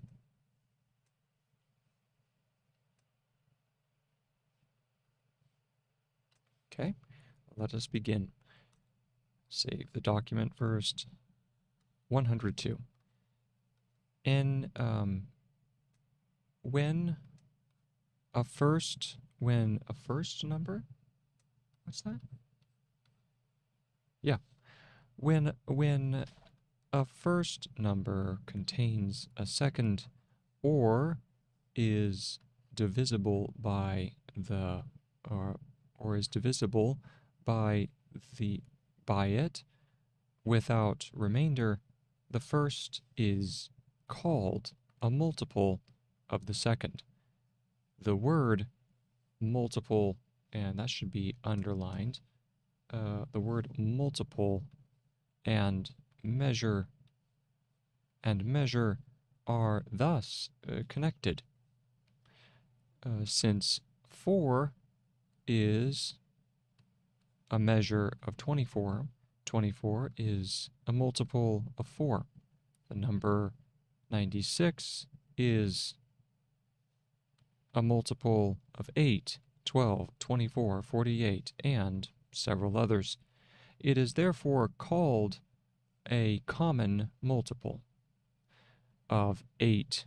It is therefore called a common multiple of 8, 12, 24, 48, etc. The product of any two numbers is eventually a common multiple of both. Thus, we move down the line. 36 times 8, or 288, is a common multiple of 36 and 8. But there are common multiples of 36 and 8 less than 288, and because it is convenient when a common multiple of two quantities is wanted to use the least of them. I now show how to find a least common multiple of two numbers, okay? And that is according to Article 103. Hello, hello, good to see you, good to see you. Sorry, I just now noticed your comment. Hope you're doing well. Hope you are doing well.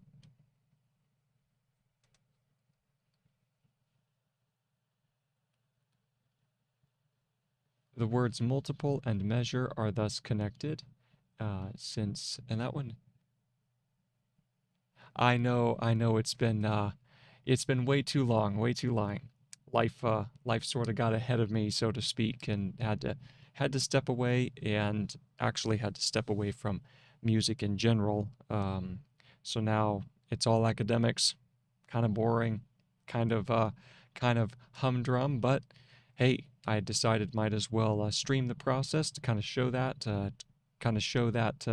new world that I'm stepping into. So got some interesting stuff going on here with my studies, doing a review of arithmetic, and yeah, so just plowing ahead and working on through. I've got a bachelor's program starting here in September, and so that's gonna keep me busy. Thankfully, it's an accelerated course, so I should be done sooner, which means obviously more time I put in, the faster I'll be done. So hey, small wins, and then. But it'll be interesting to try and bring in some of the academia study, some of the ability to present information, to try and practice a little bit of presentation here on the streaming platforms. So anyway, that's what's going on, and like I said, very boring, very gritty. It's like being in the gym, but just keep on working. So, but glad to see you. Hope you're doing well. All right, so since 4 is a measure of 24, 24 is a measure, let's see, we were just looking at that, therefore common measure, I will now show. So now we're looking at measure 103. Oh, well, thank you so much. Thank you. It is rather interesting. It just gets old after a while, so I have to apologize for that. It is very confusing. So this process right here, what this is called is shorthand. And shorthand is a style of writing in which it's just like English, but we're dealing with phonetic. It's the phonetic understanding of the language. So over here, we have on Article 103. Oh, hello, Mia. Oh, I'm sorry. I didn't know that that was your handle. I didn't know that was your handle. Good to see you. Good to see you. Hope you've been well. I apologize. Yeah, I didn't know. I didn't know that was your handle. So, good to see you. All right, so I'm on Article 103, so I'll give you an example of how this works. So we have this word take, right? And take is shown with a T, A, and K symbol. T-A-K, okay? So that's take, all right? Take, comma, and then we have for example, puts these two together. Take, for example, 36 and 8. 36 and 8, okay? Find their greatest common measure, which is 4. Find their greatest, and this is GKM, or greatest common measure. Okay, okay. That's funny. That is funny. Find the greatest common measure, comma, which is 4. Which is 4.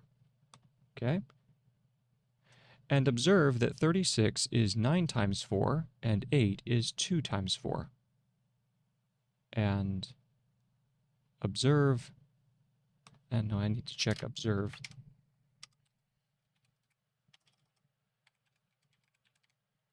We have observe here. Ah, yes, we do have to have the SE. Have to have the SE over here. Observe, and observe that 36 is 9 times 4, and 8 is 2 times 4. 8 is 2 times 4. The quotients of 36 and 8, the quotients of 36 and 8, comma, when divided by their greatest common measure, when divided by their greatest common measure, comma, are therefore 9 and 2. Are therefore 9 and 2. Multiply these quotients together. Multiply these quotients together.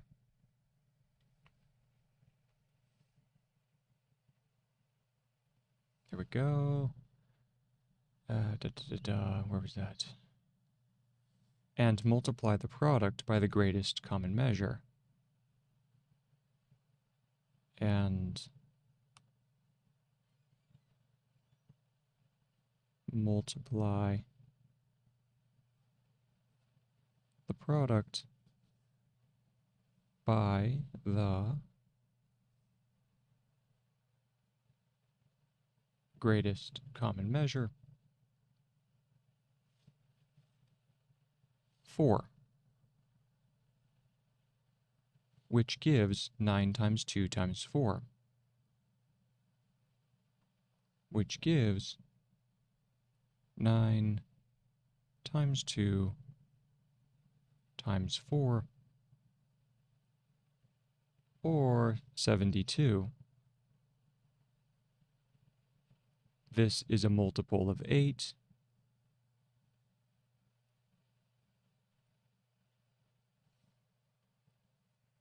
There we go. This is a multiple of 8, or of 4 times 2, or of 4 times 2 by Article 55. Oh, Article 55, there we go.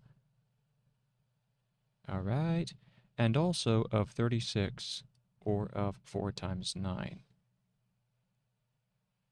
And also of 36, or of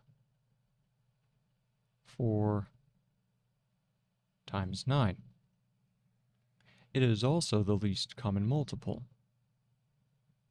It is also... All right, so I need to go ahead and add another page below this. Page 7, Elements of Arithmetic, section 4. I think I'm on page number... section number 18, or page number 18 of this particular document. There's 18, all right. So we go over here. It is, there we go, it is also the least common multiple.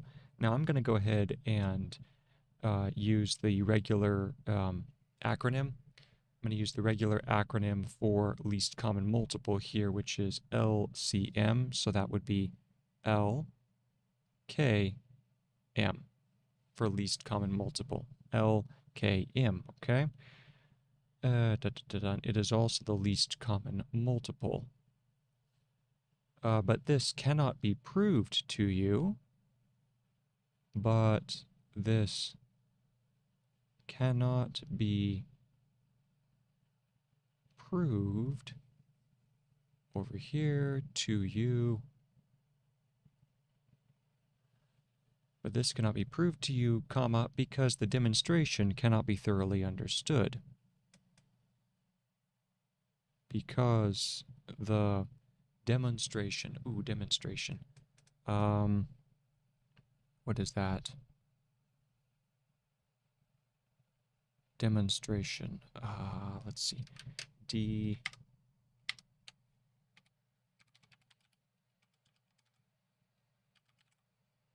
Demonstration. There it is. Okay. We go DM. There we go.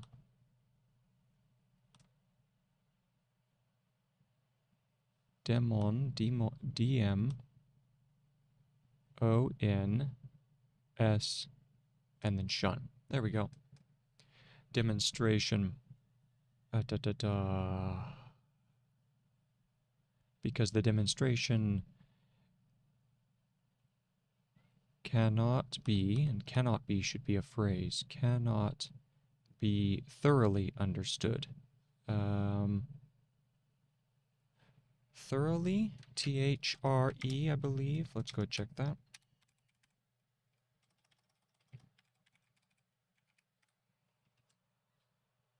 Oh, so we have to go thorough. Is that right? Yes, thorough. Okay, so we have to use the U hook on the end. So we go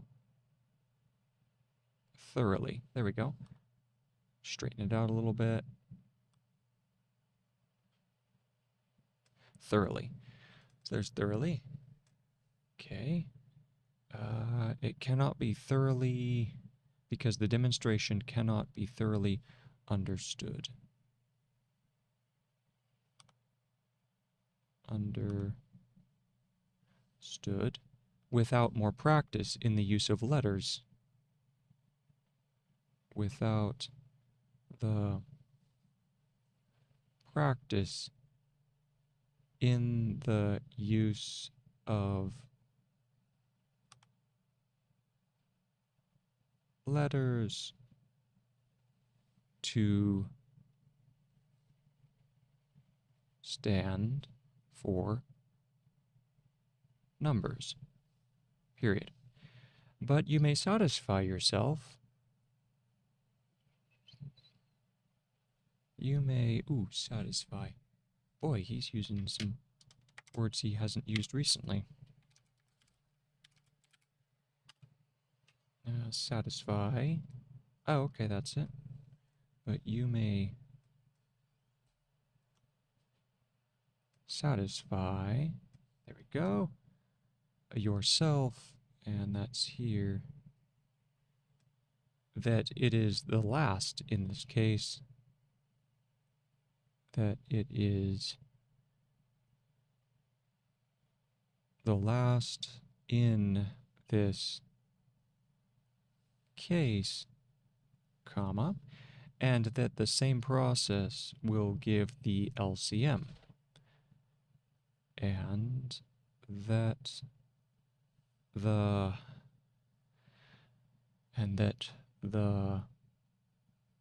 same process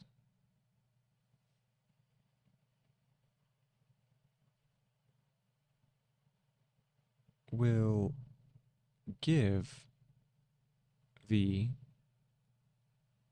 LCM, or the least common multiple, so that's L here, K, and M. LCM. In any other case which you may take. In any other case which you may take. Which you may take. It is not even necessary. It is not even necessary that you should know it. That you should know it is the least. It is not even necessary that you should know that it is the least. There we go.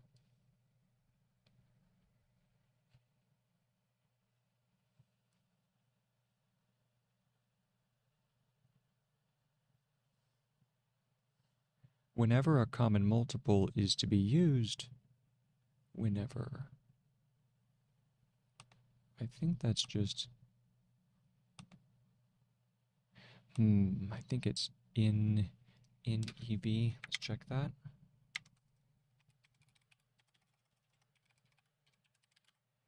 Whenever, oh, it does require the beginning E as well. There we go. Whenever a common multiple is to be used, whenever a common multiple is to be, and that connection is to be used, comma, any one will do as well as the least. Any one will do as well as the least. As well as the least. Good. Oh, there we go. And that's it. It is only to avoid large numbers that the least is used. It is only to, and then avoid, what is that? I can't remember. Let me go check. It's just AV. Might be AV. Nope, nope. It uses the diphthong at the end, the OE hook. Okay. It is only to avoid large numbers that the least is used. Large numbers that the least is used in preference to any other. In preference. Preference is PR. Is it P? I think it's just PRF. Let's see this. Might be PREF for preference. Let's check that out.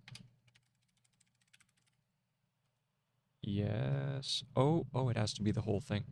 Has to be the whole thing. PREFNS. There we go for preference. It is only to avoid large numbers that the least is used in preference to any other. To any other. All right. When the greatest common measure is 1, when the greatest common measure, the GKM, or greatest common measure, because it's all phonetic, of two numbers, the greatest common measure is 1. Yeah, so when the greatest common measure is 1, the least common multiple, that's the LCM, or in this case, since we're phonetic, it's LKM. The least common multiple of the two numbers is their product. So that'd be in the case of prime numbers, for instance. All right. Is their product. The rule then is this. Here's our next paragraph. So we drop a paragraph marker. The rule then is this. The rule then is, scroll down, this, colon. To find the least common multiple, to find the least common multiple of two numbers, comma, find their greatest common measure. Find their greatest common, greatest common measure. I was almost breaking my own rule. Find their greatest common measure. I probably should do a sign under there to show that we're dealing with a normal. This would be the case of a normal word, or since it's an acronym, so we'll just do GKM and then LKM for least common multiple, okay? When divided by, the rule then is this: to find the least common multiple, the least common multiple, and multiple should have a mu on the end, of the three numbers, find the least common multiple of the two numbers, and find the least common multiple of that multiple and the third, and so on. Okay? To find the least common multiple of the three numbers. Hold on. I'm blanking here. What is that? That's the GCM of 1. We already did that. Here's our new paragraph. Too many LCMs and GCMs, I tell you. The rule then, so let's see here. The rule then is this: to find the least common measure, to find the least common multiple of two numbers, find their greatest common measure, comma, there we go, comma, and multiply one of the numbers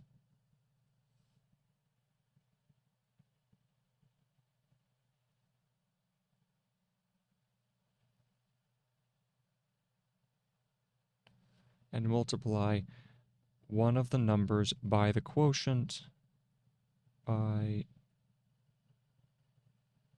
the quotient which the other gives when divided. Which the other gives when divided by the greatest common measure, the JKM. Oh, come on. There we go. Period. To find the least common multiple,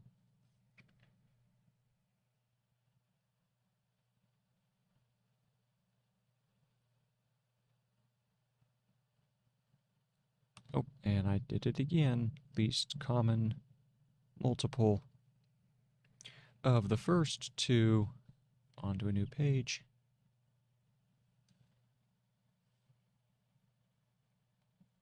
of the first two, comma, and find the least common multiple,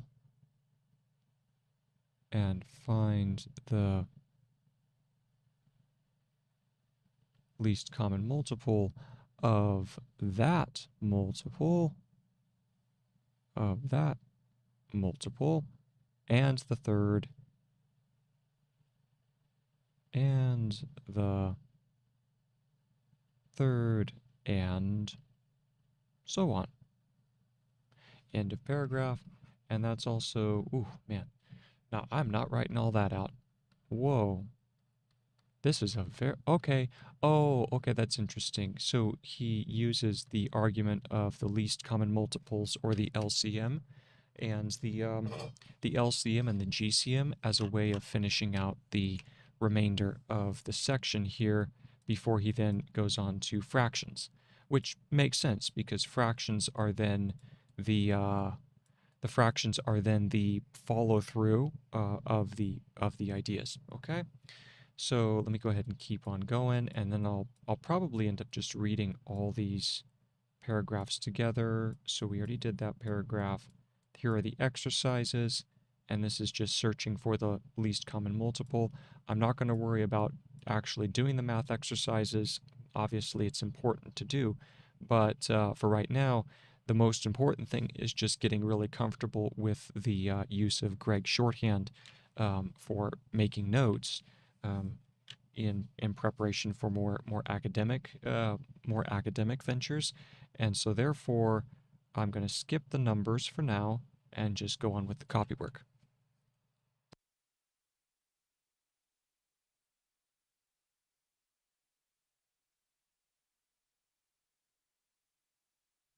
Okay.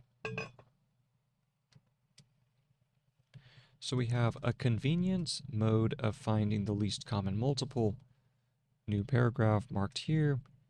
And we have a convenience, so this is con. The K character also does a con sound. Convenience mode of finding the least common multiple, and that one would be LKM, of course, of several numbers is as follows.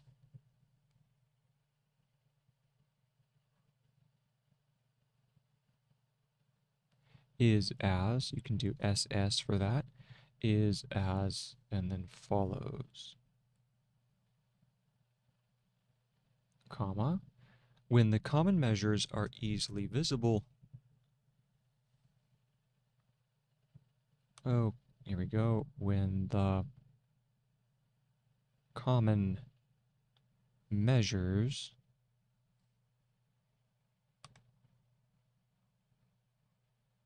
are easily is easy E, there we go, are easily visible, and visible is visib, goes, there we go, that's visible. When the common measures are easily visible, colon. Pick out a number of common measures of 2 or more. Pick out a number of common measures of 2 or more which have themselves no divisors greater than unity. And unity in this instance means 1. It means 1. So pick out a which have themselves no divisors, which have can be used as a phrase, which have themselves no divisors greater than unity. No divisors greater than unity.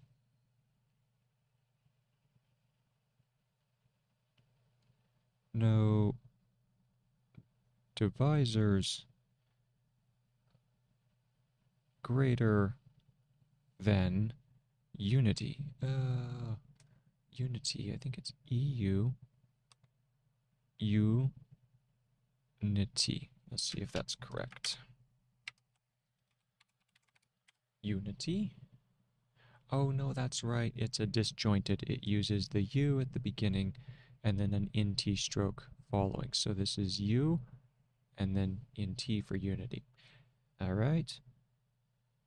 Right. Which have themselves no divisors greater than unity. Write them as divisors. Write them as divisors and divide every number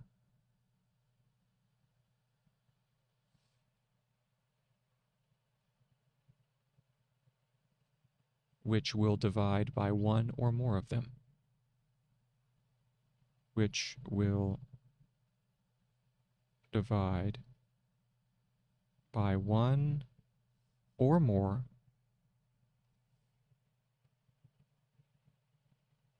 of them. Bring down the quotients. Bring down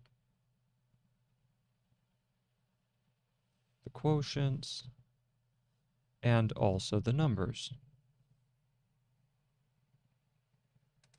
And also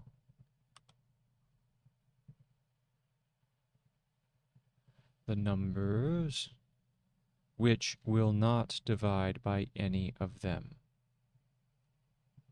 Which will not divide by any of them. Repeat the process with the results. Repeat the process with the results, and so on.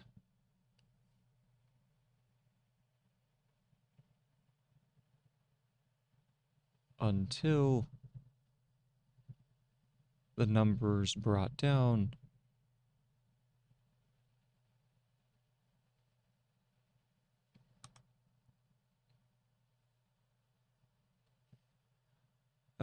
have no 2 of them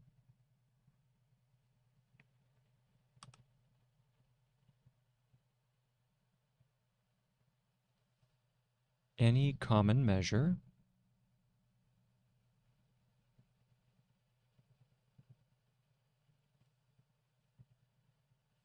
except unity.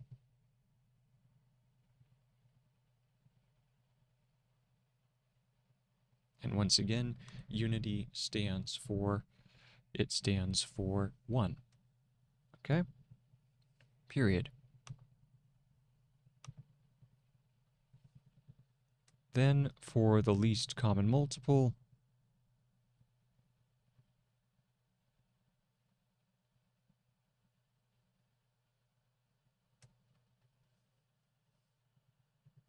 multiply all the divisors. I need to add another page here. Document, there we go. This is going to be Elements of Arithmetic, section 4. Page number, I think we're on page number 17. Nope, page number 19. And this should carry us out to the end, so page number 19. Okay, good. Move on over here, and we have repeat the process with the results, and so on until the numbers brought down have no two of them any common measure except unity. Then, for the least common multiple,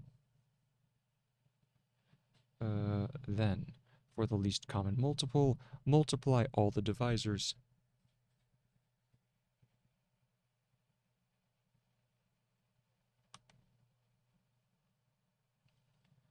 Multiply all the divisors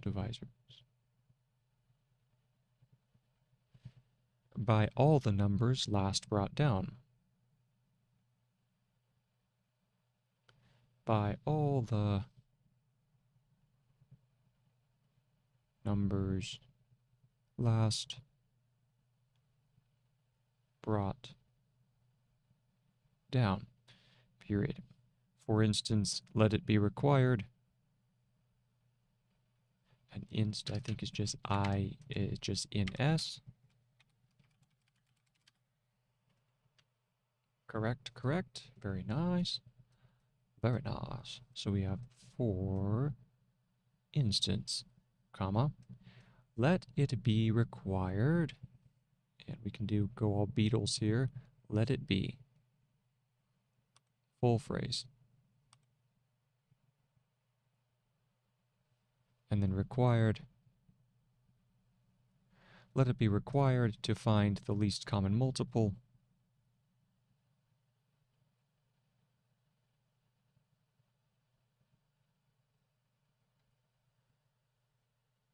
of all the numbers from 11 to 21. All the numbers from 11 to 21. Okay, we could lay that all out. I'm not going to bother with it, but if you wanted to, that's the order in which you would lay them out. And I'm not going to, because I'm writing backwards as is. I'm writing in mirrored format from right to left. Since I'm left-handed, it's easier for me to practice my Gregg shorthand in mirrored format, and then I just flip the view for you guys so it looks like it's being presented in the normal flow. But because of that, numbers get really tricky, and math operations get even trickier to try and mirror and flip. So I don't bother with that process too much. I just sort of skip it and say, if you want to look at the example, just go to the textbook and try it out for yourself. So what I'm going to do is I'm going to skip and add this little bit here, and where it says there are no common measures left in the row. So let me first make a note here and say consult textbook. Consult the textbook right here, and now we go on.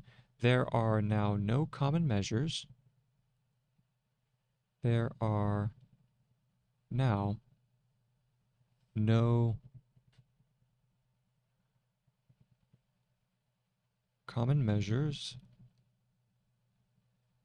left, and left has no E in there,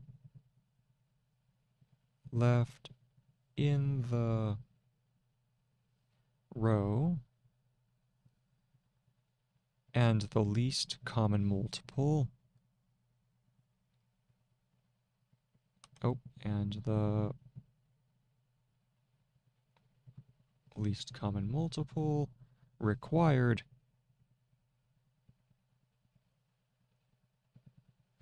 is the product. Yep, we need a little bit more room for product.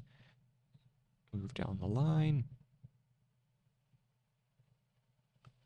of 2, 2, 3, 5, 7, 11, 13, that's a huge number, 4, 17, 3, and 19. Or, and then this monstrosity, which is going to be, what is that? 232,792,560. It's insane. All right. So that's the least common multiple of the first of all the numbers from 11 to 21. The least common multiple in which all the numbers would have the same value would be 232,792,560. Yeah, wow, that's wild. Okay, and very nice. That ends section 4. Which is great because section 4 was a beast. There was a lot of material in that. I think it took me 3 days to copy. 3 days to copy all this, starting at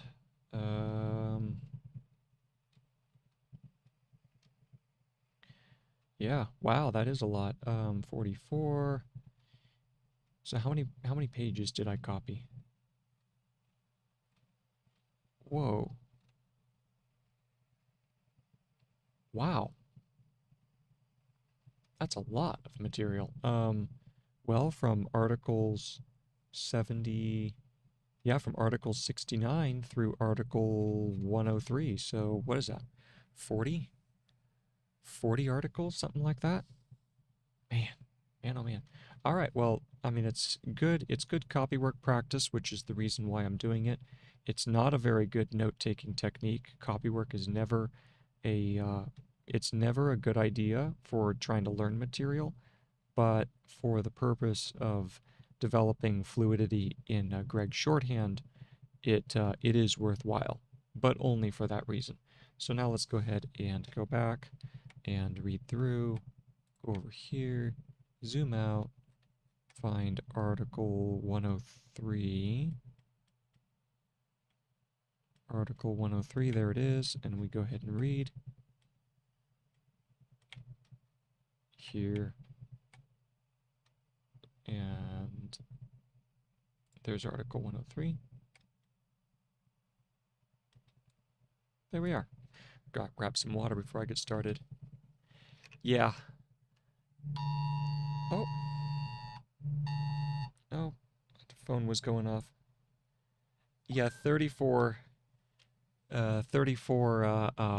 articles. Yeah, and let's see, I'm 44 pages in, right? So I've done since, no, 50 pages. So I started copying this book in, was it Monday? Monday of last week. I'd have to go back and check. I have records on YouTube. On YouTube is where I keep all the VODs. So that's, you could go back and see the process starting from page 1. So it's been 50 pages. Yeah, it adds up after a while, but my hand has gotten much faster. I mean, it still is slow. I'm very slow compared to where I should be with the system, but yeah, just taking full advantage of this. I have about a week or two before my bachelor's program starts for mathematics, and so I'm taking full advantage of all the study time that I have.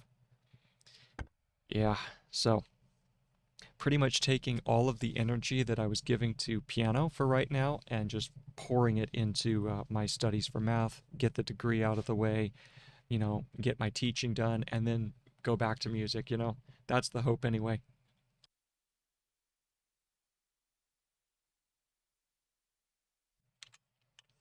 So let's go ahead and read through 103, and here we begin. So I grab my little highlighter, and we start. Take, for example, 36 and 8 finds the greatest common measure, which is 4. And observe that 36 is 9 times 4, and 8 is 2 times 4. The coefficient, or the quotient, the quotient of 36 and 8 when divided by the greatest common measure. Or, therefore, 9 and, or therefore, is that right?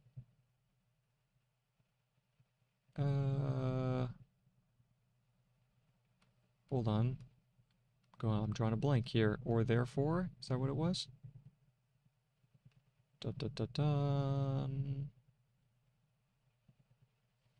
Divided, what was that? 8 when divided by their greatest common measure,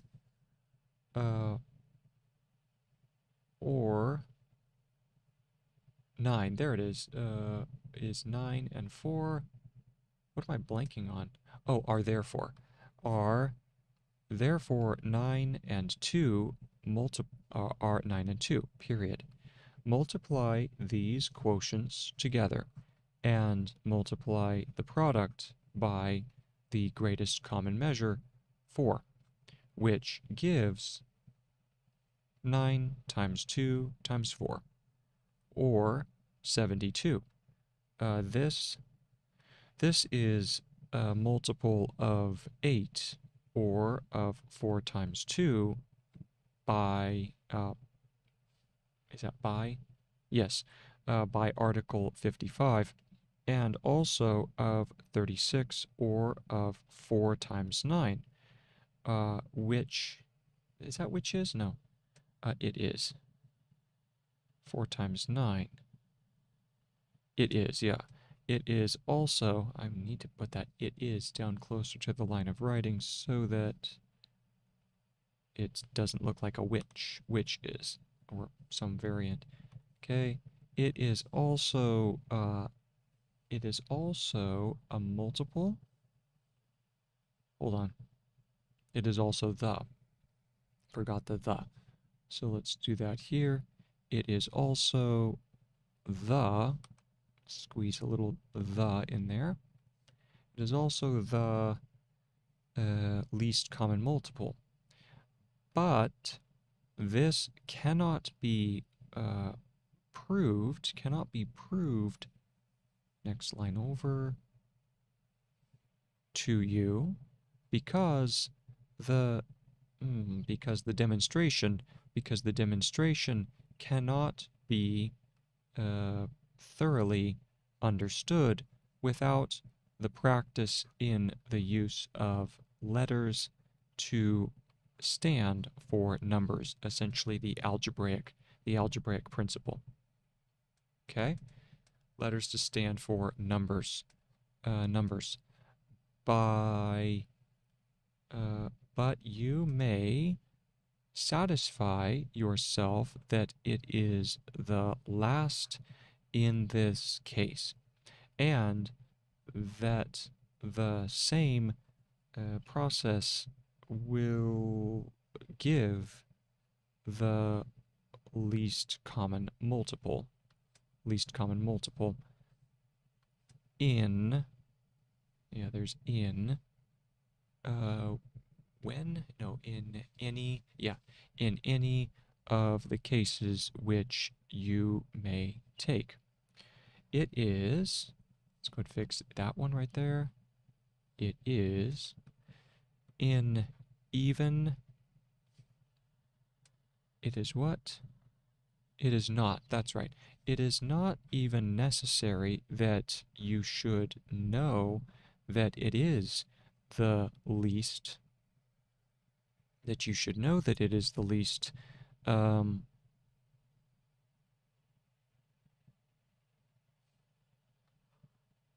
whenever a common multiple is to be used, any one will do. Any one will do as well as the least. It is only to avoid large numbers that the least is used in preference to any other. When the, and that should be a paragraph marker there, okay, when the greatest common measure is 1, the least common measure, the least common multiple, not measure, let's add another the least common multiple of the two numbers is the product, or is their product. The rule then is a little bit too grandiose. Let's shorten it up a little bit. The rule then is thus, or is it, the rule then is to find the least common multiple. There we go.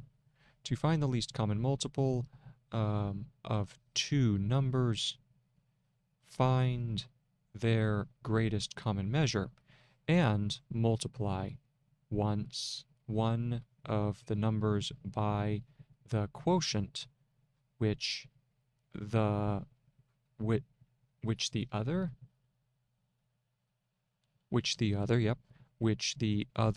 gives when divided by the greatest common measure.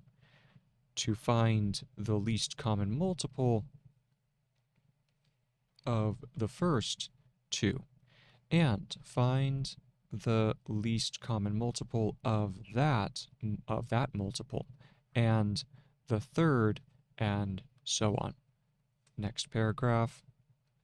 A convenient mode of finding the least common multiple of several numbers is as follows. When the common measures are easily visible. Pick, and I need to check pick, because it could just be PK, but it might be PEK, so we'll try that. Pick. It does require PEK. All right, let's fix it up. There we go. Pick out a number of common measures of 2 or more, which have themselves no divisors, greater than, once again, that then is just a little bit too grandiose, a little smaller, greater than unity, which stands for 1. It's the old word for 1.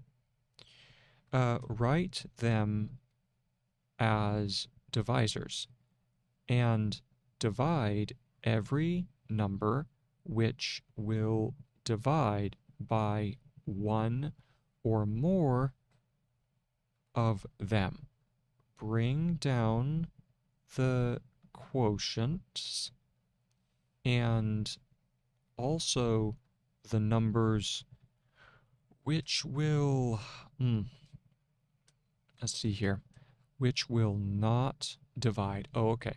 So bring down the quotients and also the numbers which will not divide. But when, no, by any, but any of them, repeat, hold on, what is that saying?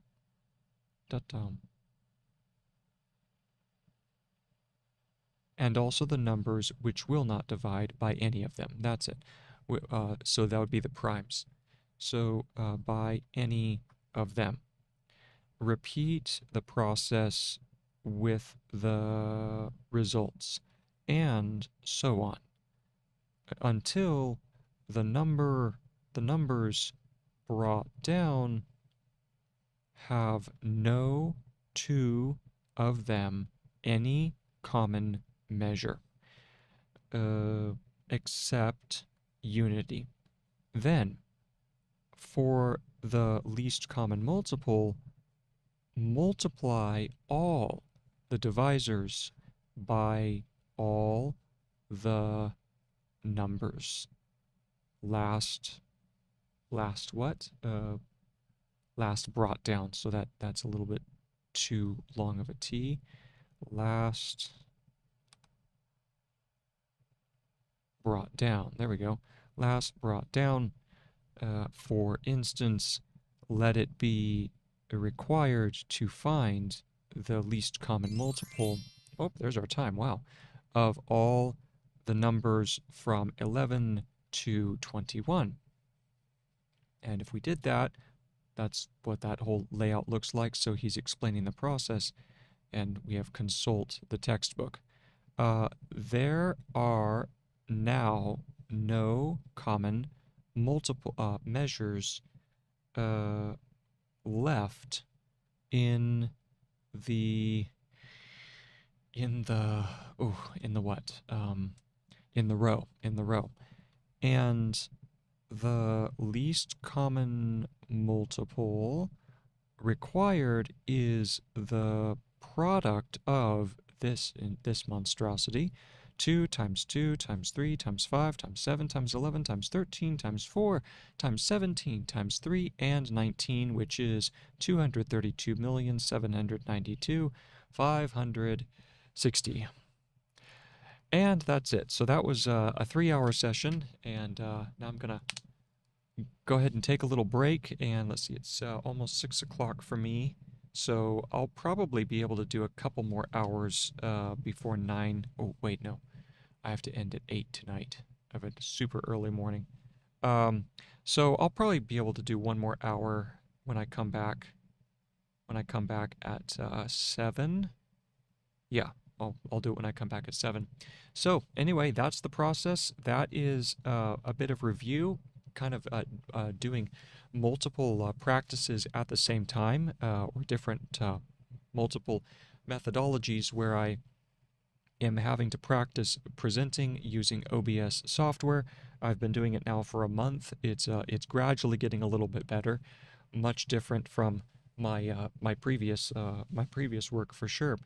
And so it's a process of reading the textbook, trying to make sense of the mathematics, but most importantly right now, just getting really comfortable using the Gregg Shorthand, which is invaluable for academic work, because as you see, you're able to capture a lot more information with a lot less effort. So that's pretty much it. Hope everyone's doing really well. I know, exactly. 3 hours. Is it 3 hours? I think it was 3 hours, correct? Because it's, let's see, yeah, it's almost 6 o'clock for me, and it's 9 o'clock, I think, right? So, anyway, yeah, that's it. Hope everyone's doing well. 8 p.m. Okay, there we go. Yep, so hope everyone's doing well, and I will be back. I'll be back to do a little bit more, and yeah, it's all part of the process. It's not very fun. It's not very fun at all, but it's getting easier. It is getting a little bit more fun as I've learned more of the vocabulary of Gregg Shorthand, and just getting back into the flow of the mathematics and all that. So thank you very much for watching, and I will see you for another hour a little later. Bye-bye. Bye, Mia. Good to see you. Good to see you.